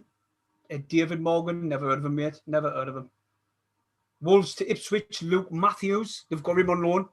They're desperate for players, them, you know. Ipswich. Aye. Yeah, they've got no one going forward. We've got no one going forward to create chances, I think. Now, they've got nice strikers, mate. They've got nice. I sometimes watch that, what's his name, that Alex Griffin. I sometimes watch it. I like, obviously you need a bit of an inspiration for, you know, me thumbnails and that when they're shite. And he's got a good thumbnail, so I watch these videos now and again. He was saying like they've got nice strikers whatsoever. Yeah, Bradley Young says, all right, lads, how you doing, mate? Jason Ashman, that lad is adamant of a need to be in Madison, just signed for Bolton. Jake the Snake YT said, can't believe Stuart Donald wants to keep money from us. Yeah, that's the way it seems to me, mate, is that he wants to stay have a little, you know, 5-10% stake, whatever it is, and then when we get to the Premier League and just crave off the profits. That's the way I see it. That's what I said before, mate, and I totally agree with. Jamie Proctor's gone to Wigan. I'm just quickly, if you see it in the chat, mate, you just quickly. Yeah, no, I'm on the live chat. I think that's coming out. I'm reading it. Nigel S says Charlton got rid of Marcus Madison already. He's got the League 2. Yeah, we're touching that earlier. It's quite a surprising transfer already. Matthew Lead, everyone hit the like button. Yes, everyone hit the like button. I think we've got 11 likes at the moment, but I couldn't be too certain. 11. I'll tell you how many we've got on the phone. We are currently on 28. Oh, well, there you go then. More than people actually watch. That like button. I hate seeing YouTube stuff, you know. I do as well. I don't even do outros on my videos anymore. It's just such an awkward thing to do. I just skip. And thanks for listening and you click by. It's especially when you got a guest like an ex-Sunderland player just sat on Zoom with you. You're going, I find it's a jarring thing to do. Like, that would kill me. That'd gone bright red. I would. It's a bit awkward, yeah. But you know what, mate? There's a saying called "you've got to fake it till you make it," and a lot of YouTubers do it, but I just cannot bring myself to do it. Yeah, I speak like this, I talk like this, and I swear a lot, and that's I just put that in my videos. And if you didn't like us, then you didn't like me as a person as well, because that's what I got. So some people will appreciate it though, because they'll see for the person they are and go, I'd like to be mates with him or whatever. I mean, I tend to be more or less the same person on camera, off camera. I filter a few things here and there. I'm really approachable, like as a person. I'm like I'll talk to anyone. You know what I mean? Like if anybody comes to you, I didn't roll my nose about any person. Yeah, same. Honestly, I was on this conversation with someone last night. It's like I will talk to anyone about anything at any time. It's like, you know, it's just love cracking out to people. Like what they mean. That's what keeps it all friendly and that, man. But then again, if Mags come on, I'll be a bit different with them. Like, right. Right. I'll just quickly have a flick up. Depends what they're saying. They aren't all too bad. You get the odd one who's canny. You know, if they're all right, they're all right. You know what I mean? There was a lot of Newcastle people used to watch me and my Granny's videos on Facebook and YouTube and that. So it's one of them, really, isn't it? If they're nice to me, I'll be nice back. I'm exactly the same, mate. It's football at the end of the day. You know, they just grow up in other side of the river. Do you know what I mean? Well, how do you think Newcastle's bigger than us? Me? How do you no the city? No, have you seen the city? It's a bit like Manchester or Liverpool or like that. I think in size it's actually smaller. I think if you look at if you would draw a line around the city, I think it's actually smaller. But you get all those little towns like Whitley Bay and North Shales that all get. No, I mean like built up area, like populate the shops, stuff like that. Like if you got in Newcastle, you'd in the markets and the squares and all the Metro Centre, all that carry on. I mean, like that part of them, the Geordie lands. You'd say Newcastle. That's all the Geordies. It's because years ago when we had the shipbuildings at Sunderland, all of the Geordies used to come to Newcastle, Sunderland, work here and take all the money back. I was watching it on the History Channel the other day. Well, I'm saying a couple of months ago or something. They used to make all the money, then take them back to Newcastle. That's like I think we're quite similar as cities though. Really, like at heart, at core, there's a lot of similarities. I think really. No chance we're never like them, man. You know what I mean? Like I'm joking, man. I'm joking. At heart, like everyone likes to kind of be like, oh, don't call us Geordies, and like I hate getting called a Geordie and that. But I think deep down we are quite similar as cities and as people, really. Deep down. What? It's just when you go on holiday, the accent's similar. similar. So people unless you're from here, then you can tell they're completely different. I bite her at me. I'll say, I'm not Geordie. I'm a Mackham. What are you talking about? I see. We go, oh, you're from Sunderland, so you're Geordie? No, I'm a Mackham. Yeah, I miss holiday. Like, I'd love to go back on holiday. I really do. Missing it at the minute. But back onto the fucking Sunderland. So, do you reckon we're going to win tomorrow then or what? I mean, I said I would take any result tomorrow to win on Saturday. You know, I would take a loss tomorrow to win on Saturday. To me, the cup isn't important at all. We just need to get as many points on the board as we can and to get out of this league, because that's going to be our priority. But I think it's hard to predict tomorrow because we don't know how seriously either of us are going to take it. Who's even going to play? I think Johnson does take the cup seriously. Oldham and Port Vale, I think, are the two teams we've played in this trophy since. There might be another one in there, I can't remember. Since he's came in, and he seemed to have taken this trophy quite seriously. Seems to like field quite a decent 11 and go for it. So I do think we will field a decent 11 and go for it. But I think MK Dons could do the exact same thing.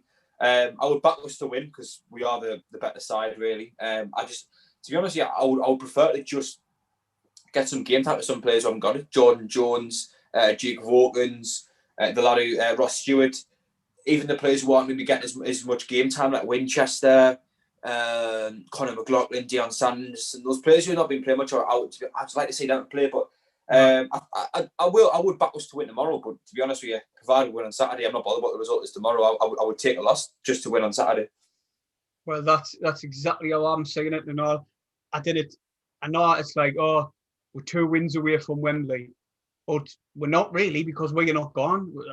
Exactly. It's irrelevant. I didn't care about Wembley. We've never won there in how many times? Eight times or something like that. Seven times in a row, I think now. 7. So we haven't won there in all them times. It's a pointless cup, really, to be honest. I know some people will disagree, but I didn't give a flying fuck about it. I honestly didn't, mate. I'd rather get in the championship.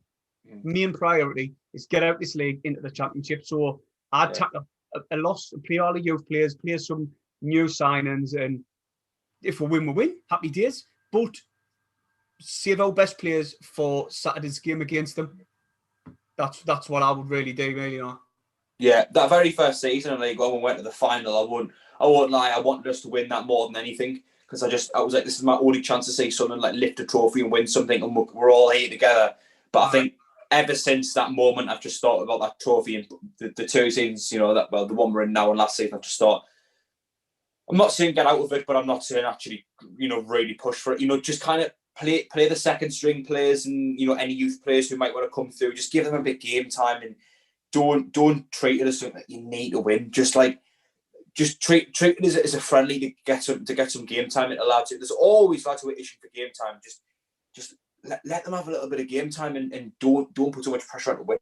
That's my opinion. Definitely. Someone in the chat, Paul Wilson, says, "Evening, lads. Do you think Lee Johnson will bring anyone in the last minutes, or do you think we have finished for the window?" What do you reckon, Jack?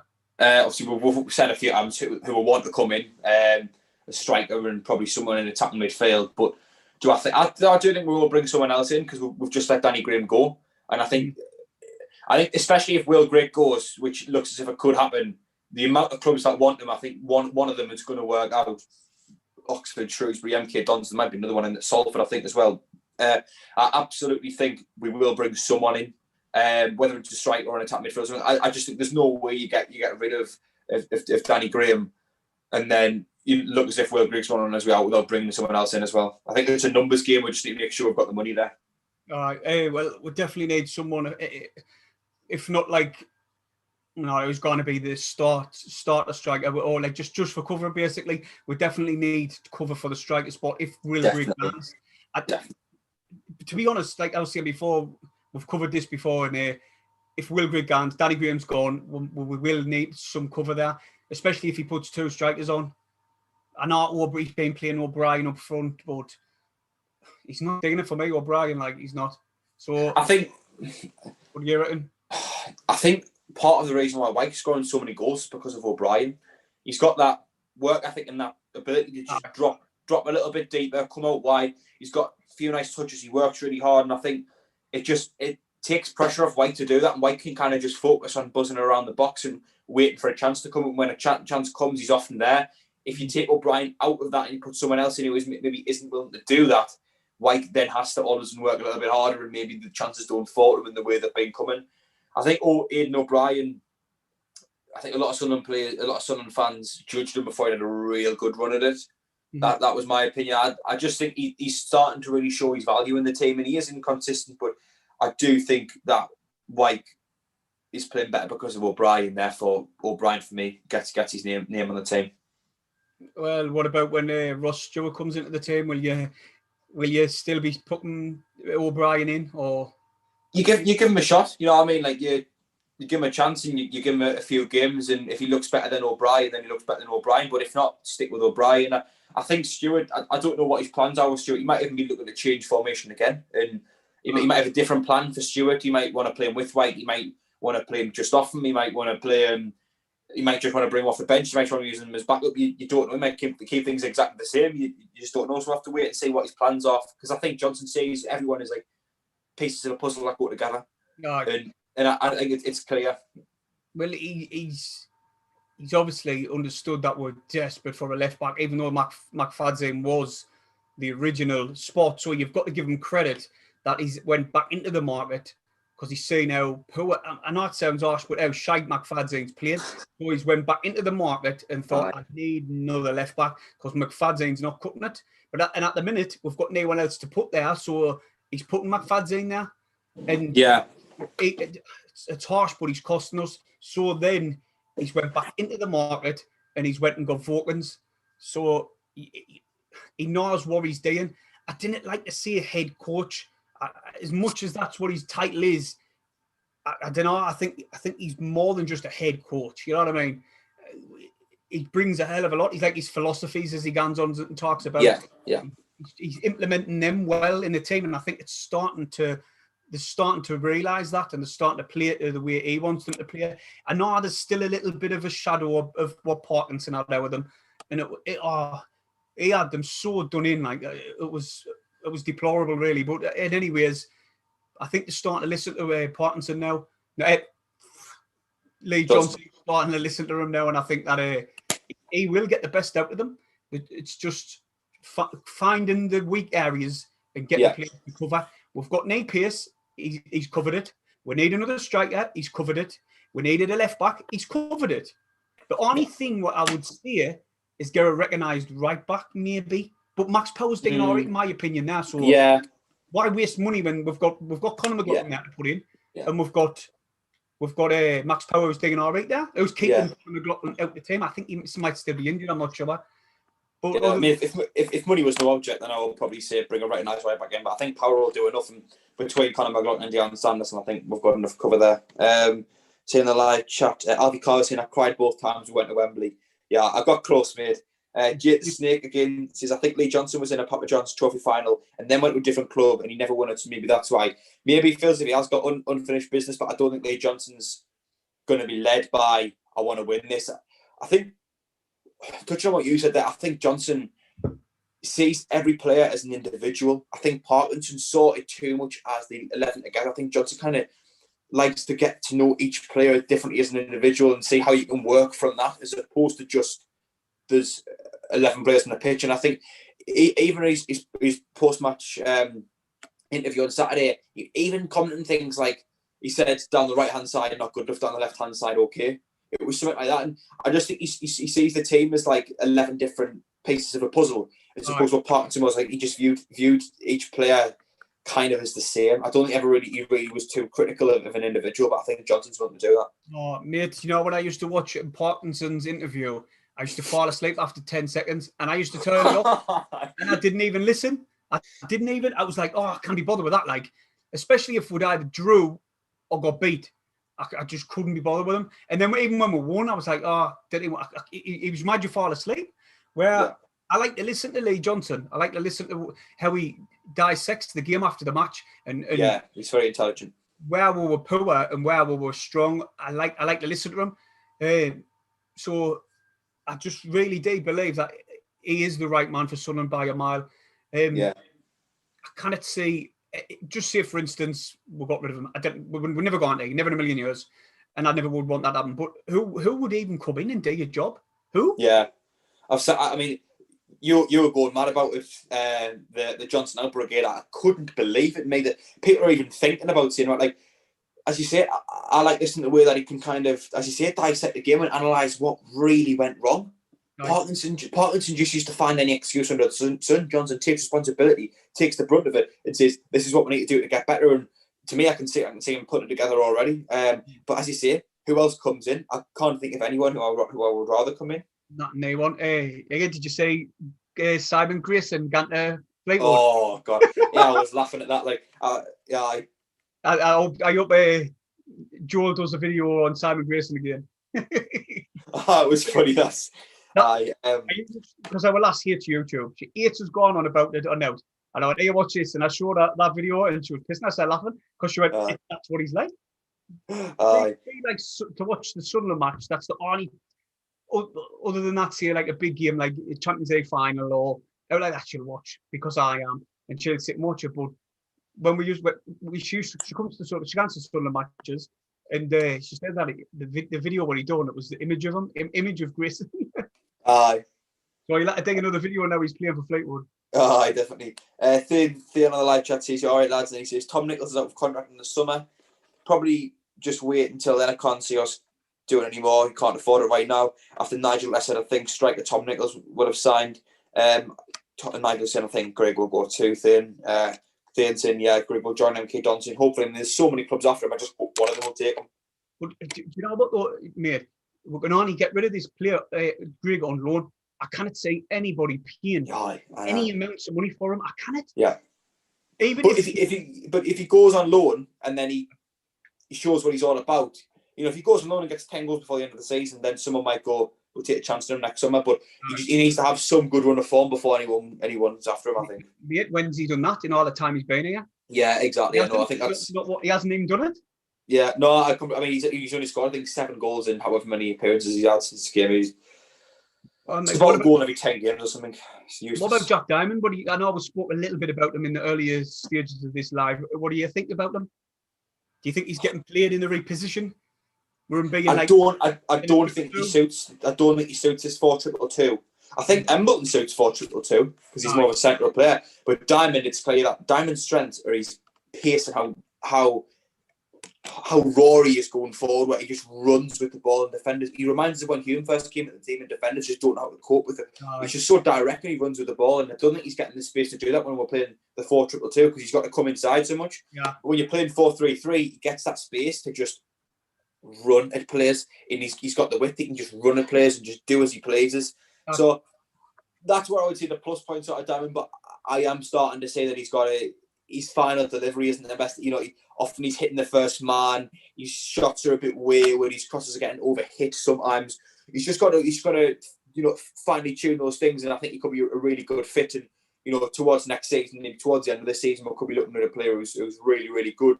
He's just got to finely tune those details of making sure that his final delivery matches what he's done before. Because what he's done before is brilliant. He's got that raw energy to win a players. And I was actually having a look and saying Saturday might be an ideal game for him because MK Dons tend to play 3 at the back. One of their centre backs is 36-year-old and hasn't got any pace. So they leave a lot of space. That's the type of play you want the game and just run into that space. Him and Gooch just tearing into shreds, getting in those spaces. I can really see them being of worth. But as I say, it's just those final deliveries. He needs that final delivery, that final shot. He just needs to work on that, get that finely tuned, and I think he could be a really good player. I totally agree, mate. I think this system with a 4-2-2 is just not working for him. He needs to be further up the pitch and on the wing, rather than more like you see him more central and further towards our goal, which it's not suiting the lad. You can just imagine if we can play wingers, proper wingers, in not in this 2-2 system. See him on one side and the new kid Jordan on the other. Imagine the pace on the counter attacks with them. We'll get loads of goals. And just going off subject, do you know there's a lot of people saying about Aidan McGeady. Do you agree that he's past it? I don't know if he's past it, because what you've got to consider, just quick on the live chat, Jason Ashburn, I can't ignore it, says Victor needs to be on his Instagram and see him an hour ago.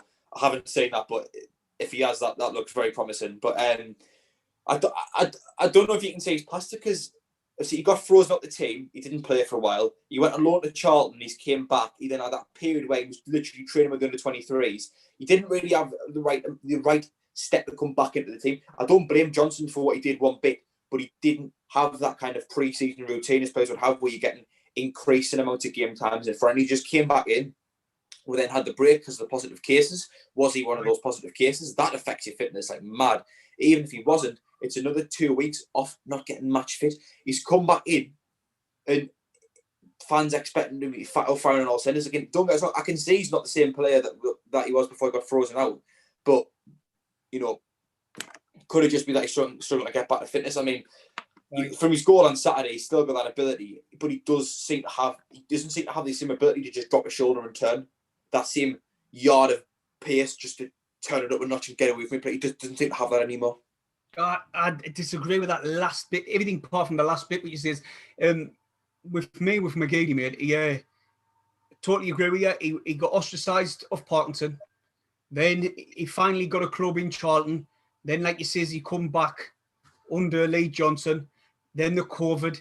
I honestly think it's just him getting his fitness up. And I noticed when he first come back, he did look like he lost a yard of pace. But literally the last 2 games I've watched him, I've noticed he's starting to look a little bit sharper.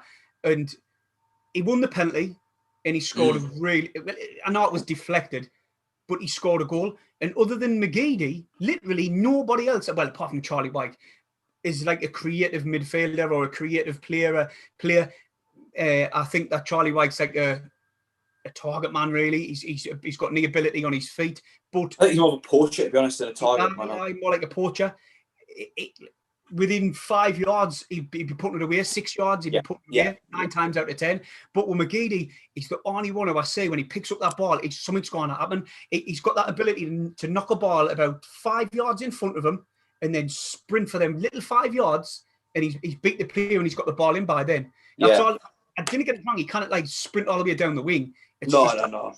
It's like the acceleration of the 5 yards. He can knock it and then get away. That's what he done. What ball was it? I think he crossed the ball in for one of Charlie White's goal, and he done that same thing. Yeah, was it against Shrewsbury? Really recently, the cross that he put him with his left foot. I think it was against Shrewsbury. It was a class cross, like Shrewsbury. We beat them to obviously 1-0. I'm telling you, it was really recent. It might have been the game after Shrewsbury. Actually, that was Shrewsbury was before Ipswich, wasn't it? It was, mate. You were right, totally right. McGeady, Charlie White. It was that little yard of pace what he done when he knocks it forward. And he doesn't like hit it far. He just puts it about 4 yards in front of him, and then he accelerates really quick and whips it in. And the fullbacks kind of deal with it. And he got the ball in the box, and there was Charlie White because it was put on a sixpence, and bang, he pulled away. You know what I mean? Yeah, I think I haven't really noticed that come back yet. I mean, of course, there's the odd time he's done it, but I still think he's a little bit slow to get away from his man. But maybe it's just a detail you've picked up on having saying, I think a few more games and I might start to say it myself. But hopefully he can, because he does have that ability to do something that no one else has. I've just seen a really interesting comment on a live chat. Jake the Snake again saying, surprised we haven't tried to sell Maguire, seeming to be out of Lee Johnson's plans. I don't know if maybe Maguire's just not quite in form, or maybe he isn't part of his plans. But Maguire does this thing where he plays great, scores plenty goals, sets loads up, then he just drops off for like 10 games, and you don't see it again. So maybe Johnson's just dropping him temporarily. I don't know what happened with Maguire. Like he was one of our better players when fans were in the stadium. As soon as the fans have gone, he just seems to be his heart's not in it anymore. I think he thrives off it, though, doesn't he? That he thrives off getting booed as well, like booed and cheated. He seems to thrive off it. He's like an atmosphere player. He loves the atmosphere of the fans. And to be honest, when the first fans stopped, Leicester beating Man City 5-0, a lot of teams were getting beat and picking up points. Aston Villa beating Liverpool 7-2. Fans did play a big part, not bigger than here. And I think a lot of players thrive off playing when the fans are in the stadium. which anybody would, when you're running down the wing and the fans are squalling for you to get further forward. That gives you that little bit of pace, extra yard of pacing anyway. Not just the fans screaming you're on. So that might be why he's playing shite. I hope it's just that, because he's got some good ability. He was one of them players who'll be quiet all game, and then that's what it is with Maguire. Boom, he score. Like he'll do nothing for 89 minutes, and then he'll get that chance, and he'll make it count. Like Ipswich at home is a game that springs to mind for me. Last season we won 1-0. He scored a goal in the 80th minute. Didn't do anything all game. He might have even come on as a sub. I don't know, but he didn't do anything other than that. Portsmouth at home in the playoff semi-final, didn't really do anything all game. Got his one chance and he took away. He's that type of player. He's just got that ability to out of absolutely nothing do something no one else can. Ipswich had a red card in that game again, didn't they? At home against us to go play sent off. Doesn't spring to mind, but they might have done. I did. I remember that. I'll just quickly down on the chat thing. Thane agrees with us saying Diamond right now just doesn't have the end product, but I feel sorry for him because he's wasting 4-2. Yeah, definitely. Well, was that that one about Nature? I'm just getting Nature back. How does it feel about Nature? Just Thane, he was saying getting Nature back, and Nigel says, "Is it true about Nature? Like he can't, like asking, well, what did he actually say? He says, "No way is the Nature coming back." I think it's got a lot of fans excited in Nature, but. Did he go to China? Don't know. I'm going to have to get him up. Like 2 minutes, I'm going to get him up on here, see what the crack is with him. I think he didn't have a club for a little while, possibly. I don't know how old he is. He might be getting on, but that is Victor in HB. I'm 2 minutes, everyone. I'm just going to quickly get this up. If anyone comments, just I'll ramble on a bit. Thane saying Maguire has been shocking this season, Twitch. I would definitely agree with. Maybe it is the fans. I don't know what it is, but there's just Maguire. He just hasn't got that same that same flair that he's had before to just get something out of nothing. He's just dropped off. And maybe it is because of the fans, but certain players I think are thriving off not having the fans, and maybe it's White, because even under Parkinson, White was scoring plenty of goals.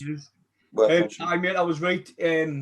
In 2017, he went to Benji Enterprise.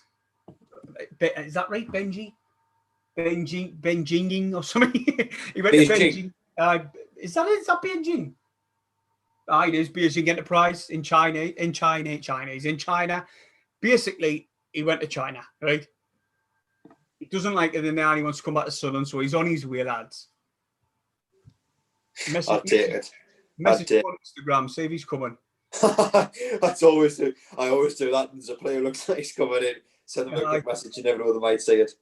One of my mates is a professional footballer, and I was like, when fans send you messages, I was like, you do read them, and he was like, I tend to go through and read them all. And some he's like, I do respond to the odd one, but you always read them. Well, when I done my match review, I always do. I think it's a good thing if you do a video on a player and he's played class, he's got them out of the match, and when you do your story, if you're at them, they might look at it. And Charlie White, I can't remember what it was, but Charlie White viewed my story, so I'm glad I spoke nice of him in the video. I give him man of the match as well, and as YouTubers, all of us have got to understand that some of the players do actually look on YouTube and watch it. Yeah. Do you know what? At the end of the day, they're only young. Some of the young players of the YouTube generation. Do you know what I mean? Yeah.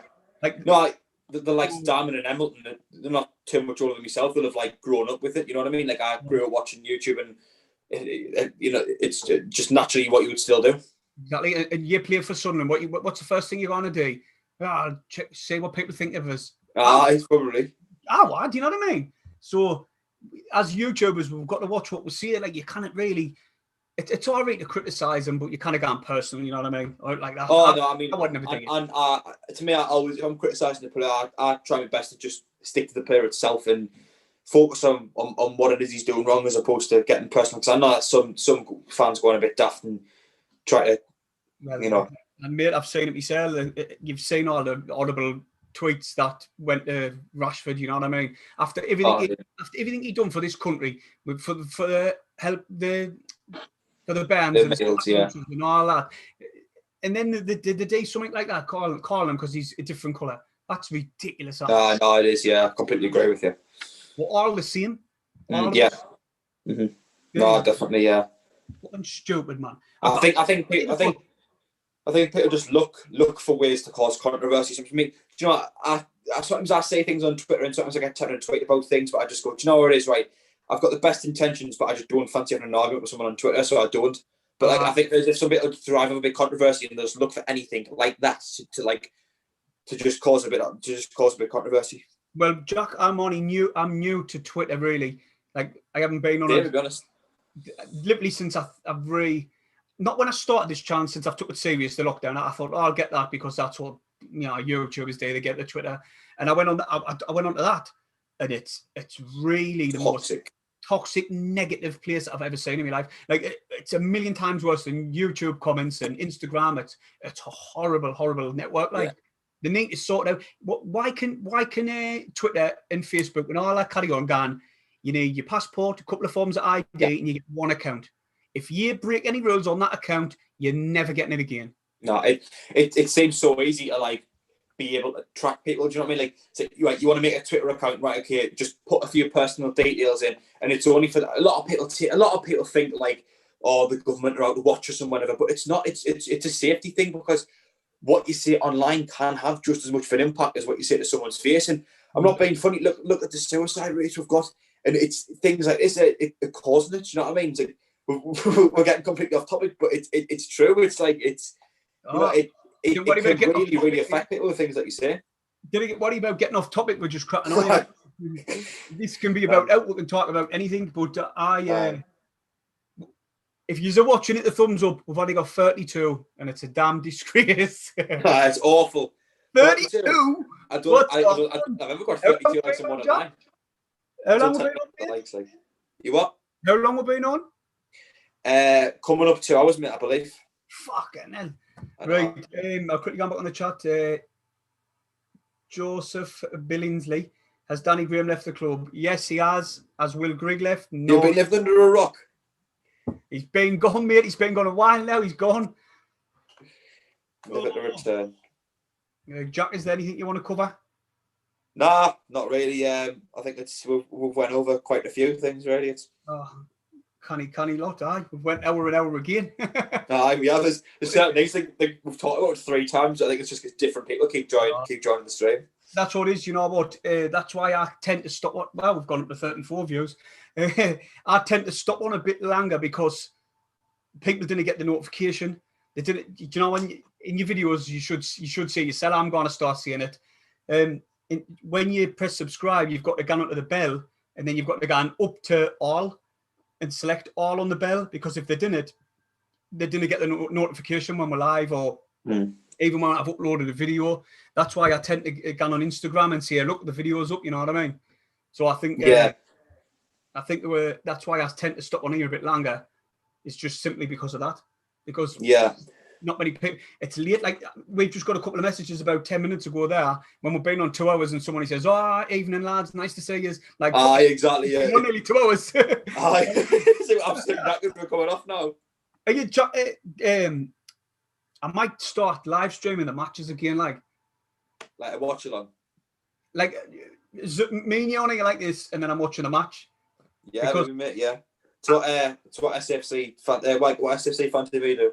Well, I was doing that before me, but I was getting about 14 people watching. I thought SCFC fan TV's digging it. Mad Mistakes digging it. There's no point in me digging it. Like, they're getting 200, so what's the point? But it's it's just grinding the subscribers up, getting them up. Once word gets out and the subscribers do get up, do you know what, Jack? I'm nearly on my hours of 4,000 hours. For the apply to be a YouTube partner.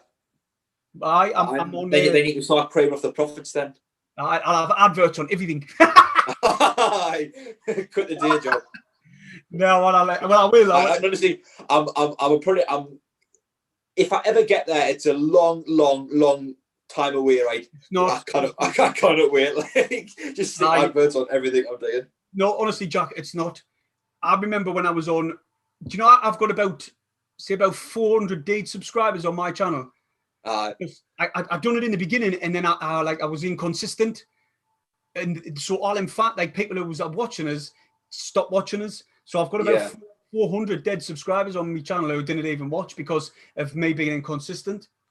I've always thought like just there has been the odd one. I'm not going to lie, the odd preview where I've been like, I cannot be bothered. It is, but you've got to push through. I mean, I love doing them, but like there's been the odd one we just think, not the day. I cannot be bothered to go on Twitter and find someone to come on or whatever, And mate, you've got to be consistent. Like number one. If you're ever struggling, I'll just jump on. I'll not swear as much, you know what I mean? Because you're trying to keep away from that. But trust us, mate. You might think you're nowhere near yet. All of a sudden, it starts picking up, and then by the time you know it, you're on 1,000. To be fair, getting to 1,000 is kind of easy. I thought that's just me. I know I had like help of like other YouTubers would get helping us and shout out here and shout out there. That's probably what your best stuff do, and try and get collaboration with people, because that does tend to grow your channel quick. You know what I mean? Yeah. No, yeah. I mean, I've had a few people on, and I've been on a few different channels, and I'm always up for like going on different people's channels and that. As provided I can, I always will. Like I'm not. I know certain people don't like going on certain channels because of things certain people have said, but. I'll always do it, mate. Like it's it's just about what minute you're on, really. What I'm going to do is I thought Jam Soddy was doing it. He was doing podcasts, wasn't he? Yeah, I was talking to him because he came on mine, and I was talking to him not too long ago, and I think his work just got in the way of it because I think he was doing it throughout lockdown, and then the season came back. And then he's still working. I think it was just. I could be wrong. I mean, don't quote us on it. Like I would ask him first, but I think he said something along the lines of he just didn't have the time to do them or something. But I think he said he's gonna. He did say it was he did want to pick them back up again, but he might do it when the season's over or something. So that's the thing. He works all hours God sends, didn't he? So I don't know how he manages to do his FIFA and then Sunderland content because with work and mate, on this channel, right, I've done 2 episodes of FIFA, right. And I like that I was putting a bit of adult content in with it. Like, well, yeah, if you've seen it, you've seen it. But it's like I put adult content in with it where I just thought, this is too much. It's like it's taking its ages to edit it. And I didn't want to put any of my fans off who didn't watch FIFA, who watch my videos that didn't like FIFA, you know what I mean? And I just thought, fuck it, I can't be asked. And to be honest, it helped us push on with the rest of this channel because I couldn't be asked to do it. But I think, mate, your channel will fly, especially when the people who you're getting on, you've got now to worry about. I know I've had some great guests on. I think the problem is I'm just trying to come into like a saturated, I wouldn't say market, but saturated area. Like, so there's any number of YouTube channels, yourself, Michael Bowers, SFC Fan TV, Thane, Fans React. There's any number. SCFC David, he's all right now. Yeah, another one. Yeah, I mean, I wouldn't want to. I know I've missed out loads of names, but then even podcasts, you got Roper Report, Wise Men Say, Speak Sunderland. I didn't listen to I've never listened to, and I just can't. I don't know why. No disrespect to any of them. I'm not saying it's anything to do with any of them, but I didn't like listening to podcasts. If their podcasts had 2 cameras in, I would probably watch it. It's just I haven't got the attention. That's just me personally. I haven't got the attention to just sit and listen to people. I listen to just about everything Wise Men Say put out. I have been recently, and I tend to do it when I'm out for a walk or something like that. Stick it on Spotify and. I can't be asked to listen to it, mate. If there had 2 cameras in, I would listen. I would watch and listen at the same time. But I get easily distracted, so I would need literally. As daft as it sounds, I would need the camera in there just to see who I'm listening to. Really, I don't know. It's just daft, but that's just my opinion. I think your channel will fly. How many hours are you on? Do you know? I could. My phone's a bit knackered, so I could check, but I think me hours is like up there with like when you were saying he's 4,000. I think mine might be up there already. Obviously, because I don't know. I haven't checked it in ages. I remember looking at it and going, that's a lot. But I think it's obviously because my videos are just so long. But that that could be completely off. I'm not sure, but aye. Jack, could you tell us if live streams count for that, or do you not know? I would imagine so. Like, because it gets uploaded as a video after, doesn't it? I'm on 2,974, but literally all my videos are 5 minutes, if that. So it's taking us so long to get there. But I think Thean will probably be there because his videos are about half an hour long every one. He's done them. He does them like he's been doing them for years. So I think he's always. He just need to get his subscribers up. He's laughing and all. My phone's like I'm trying to get onto the studio on my phone, but it's a nightmare when your phone. It's a nightmare. I have to come onto the PC to do it because without that, it's no good. But no, I think I get a lot of watch time because obviously my videos. I mean, I don't tend to do a video longer than less than 25 minutes normally. Mm-hmm. Some of them are like when Nick Barnes was an hour and a half. I had to split it into 4 parts. Do you know what? I think they should. Do you know when we're live streaming the game? Now, when they live stream the game on the telly, like on SCFC, not FCFC fan, the official page. SCFC Live. I think they need to bring Nick Barnes and Benno back and commentating. They had them on before, and they were much, much better than them. Then it gets around. I love listening to Danny Collins, but that other lad, Frankie, he's not a commentator. He knows that he's silly. It's not like maybe being an arsehole out. He knows he's not. So I think they need to bring in a different commentator. But I hope they give us a refund, mate, especially like to me and you who's got the season tickets. Yeah. No, I've spoke to Frankie before and he was meant to be coming on my podcast, but he's just a really busy lad. And I don't know. I would ask him, I would say, how are you finding commentating? But maybe you're right, I don't know. But I don't think anyone does it better than Nick Barnes and Bedo. I mean, Nick was saying that he's only got after this season, we've got 2 seasons left on his contract to commentate for the games, and he's not sure if he'll get renewed after that. That's what he said on my podcast. Wow, that's smart. That I didn't know that. Like, and he's been there years and years and years, and mate, he's done it since 2003, the year I was born. I was just about to say about you. What I was going to say is longer than you being alive. Be about the same time. I think it was around about the same time I was born. Nick Barnes started commentating the games, and Benno was just great. I had him on mine, and he's difficult to interview. Benno, what I hate when he does it. I love listening to him. His opinions are bang on sometimes. It's when they score a goal, and I want to hear Nick Barnes screaming, going yes, or commentate the goal, but you can just hear Benno because he's out of the moon going yay. He puts the mic at his mouth thinking that. I'm like, no. But I tell you, one commentator who was better than him. Simon Crabtree. By a mile. He was mint. He's the best commentator. He made your hairs on your hands stand up. He did. He was amazing. Him and Gary Rell. They were. Do you know what they should do? I don't know what to say that because it might upset other people. But Benno and Crabtree back, them two together would be unreal. Imagine that. They'd just be talking over the top of each other. I meant to say Nick Barnes and Simon Crabtree, but you couldn't do that because them are the 2 main ones, weren't they? Yeah, you take the experience just to leave the odd comment here and there. Definitely.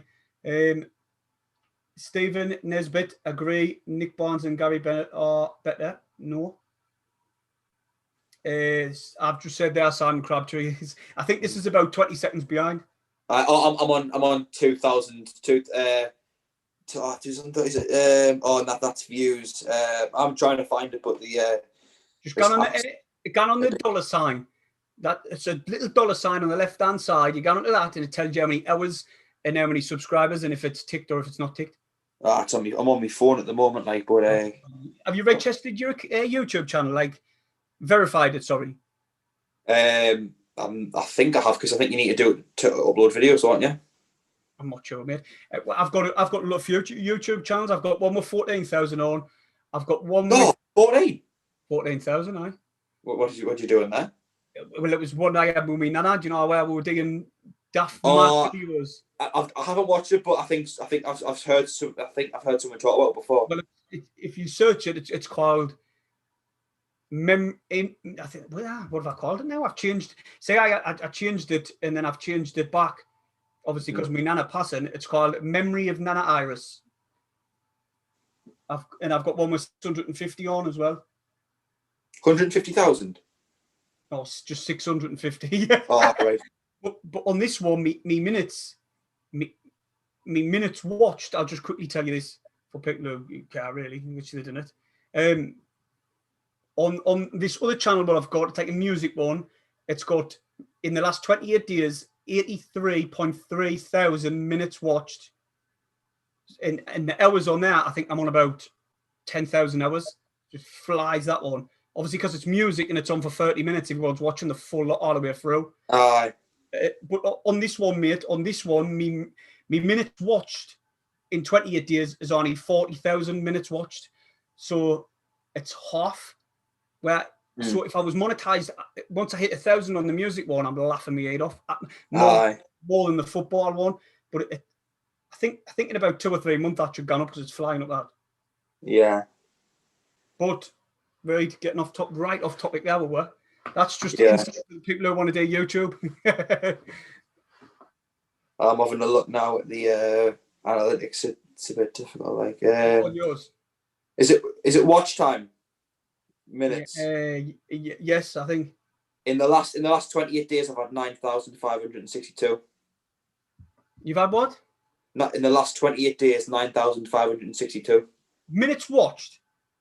Aye. That's kind of good, that though. In the last 28 days. That's only with how many subscribers you got me at? 206, I think now, something like that, yeah. But there you go and see what I mean. That with the. Do you need 4,000 for that? You need 4,000. No, that's only in your last 28 days, mate. That's not the right thing. What you're looking on. All right. That's not the right. I'll send you a screenshot on Instagram on this after. It's just like a little quick video, so you know what you're doing. But I think you'll probably know once you get into it. No, that's not the right thing you're looking on. That's just your minutes watched. You need to like go on. I think it's on Lifetime, and then go on to minutes watched, and it comes up in hours, and anyway, it transforms it for you. No, I can't say Lifetime, like, but anyway, that's in the last 28 days. That's not bad. I think Paul Wilson said Madison has just signed for Bolton Wanderers. As that confirmed, imagine how much of a poor attitude he must have to get dropped from Fleetwood and then gone to 19th place Bolton Wanderers in League Two division. Talk about the L division now in League Two. What do you reckon his attitude's been like, mate?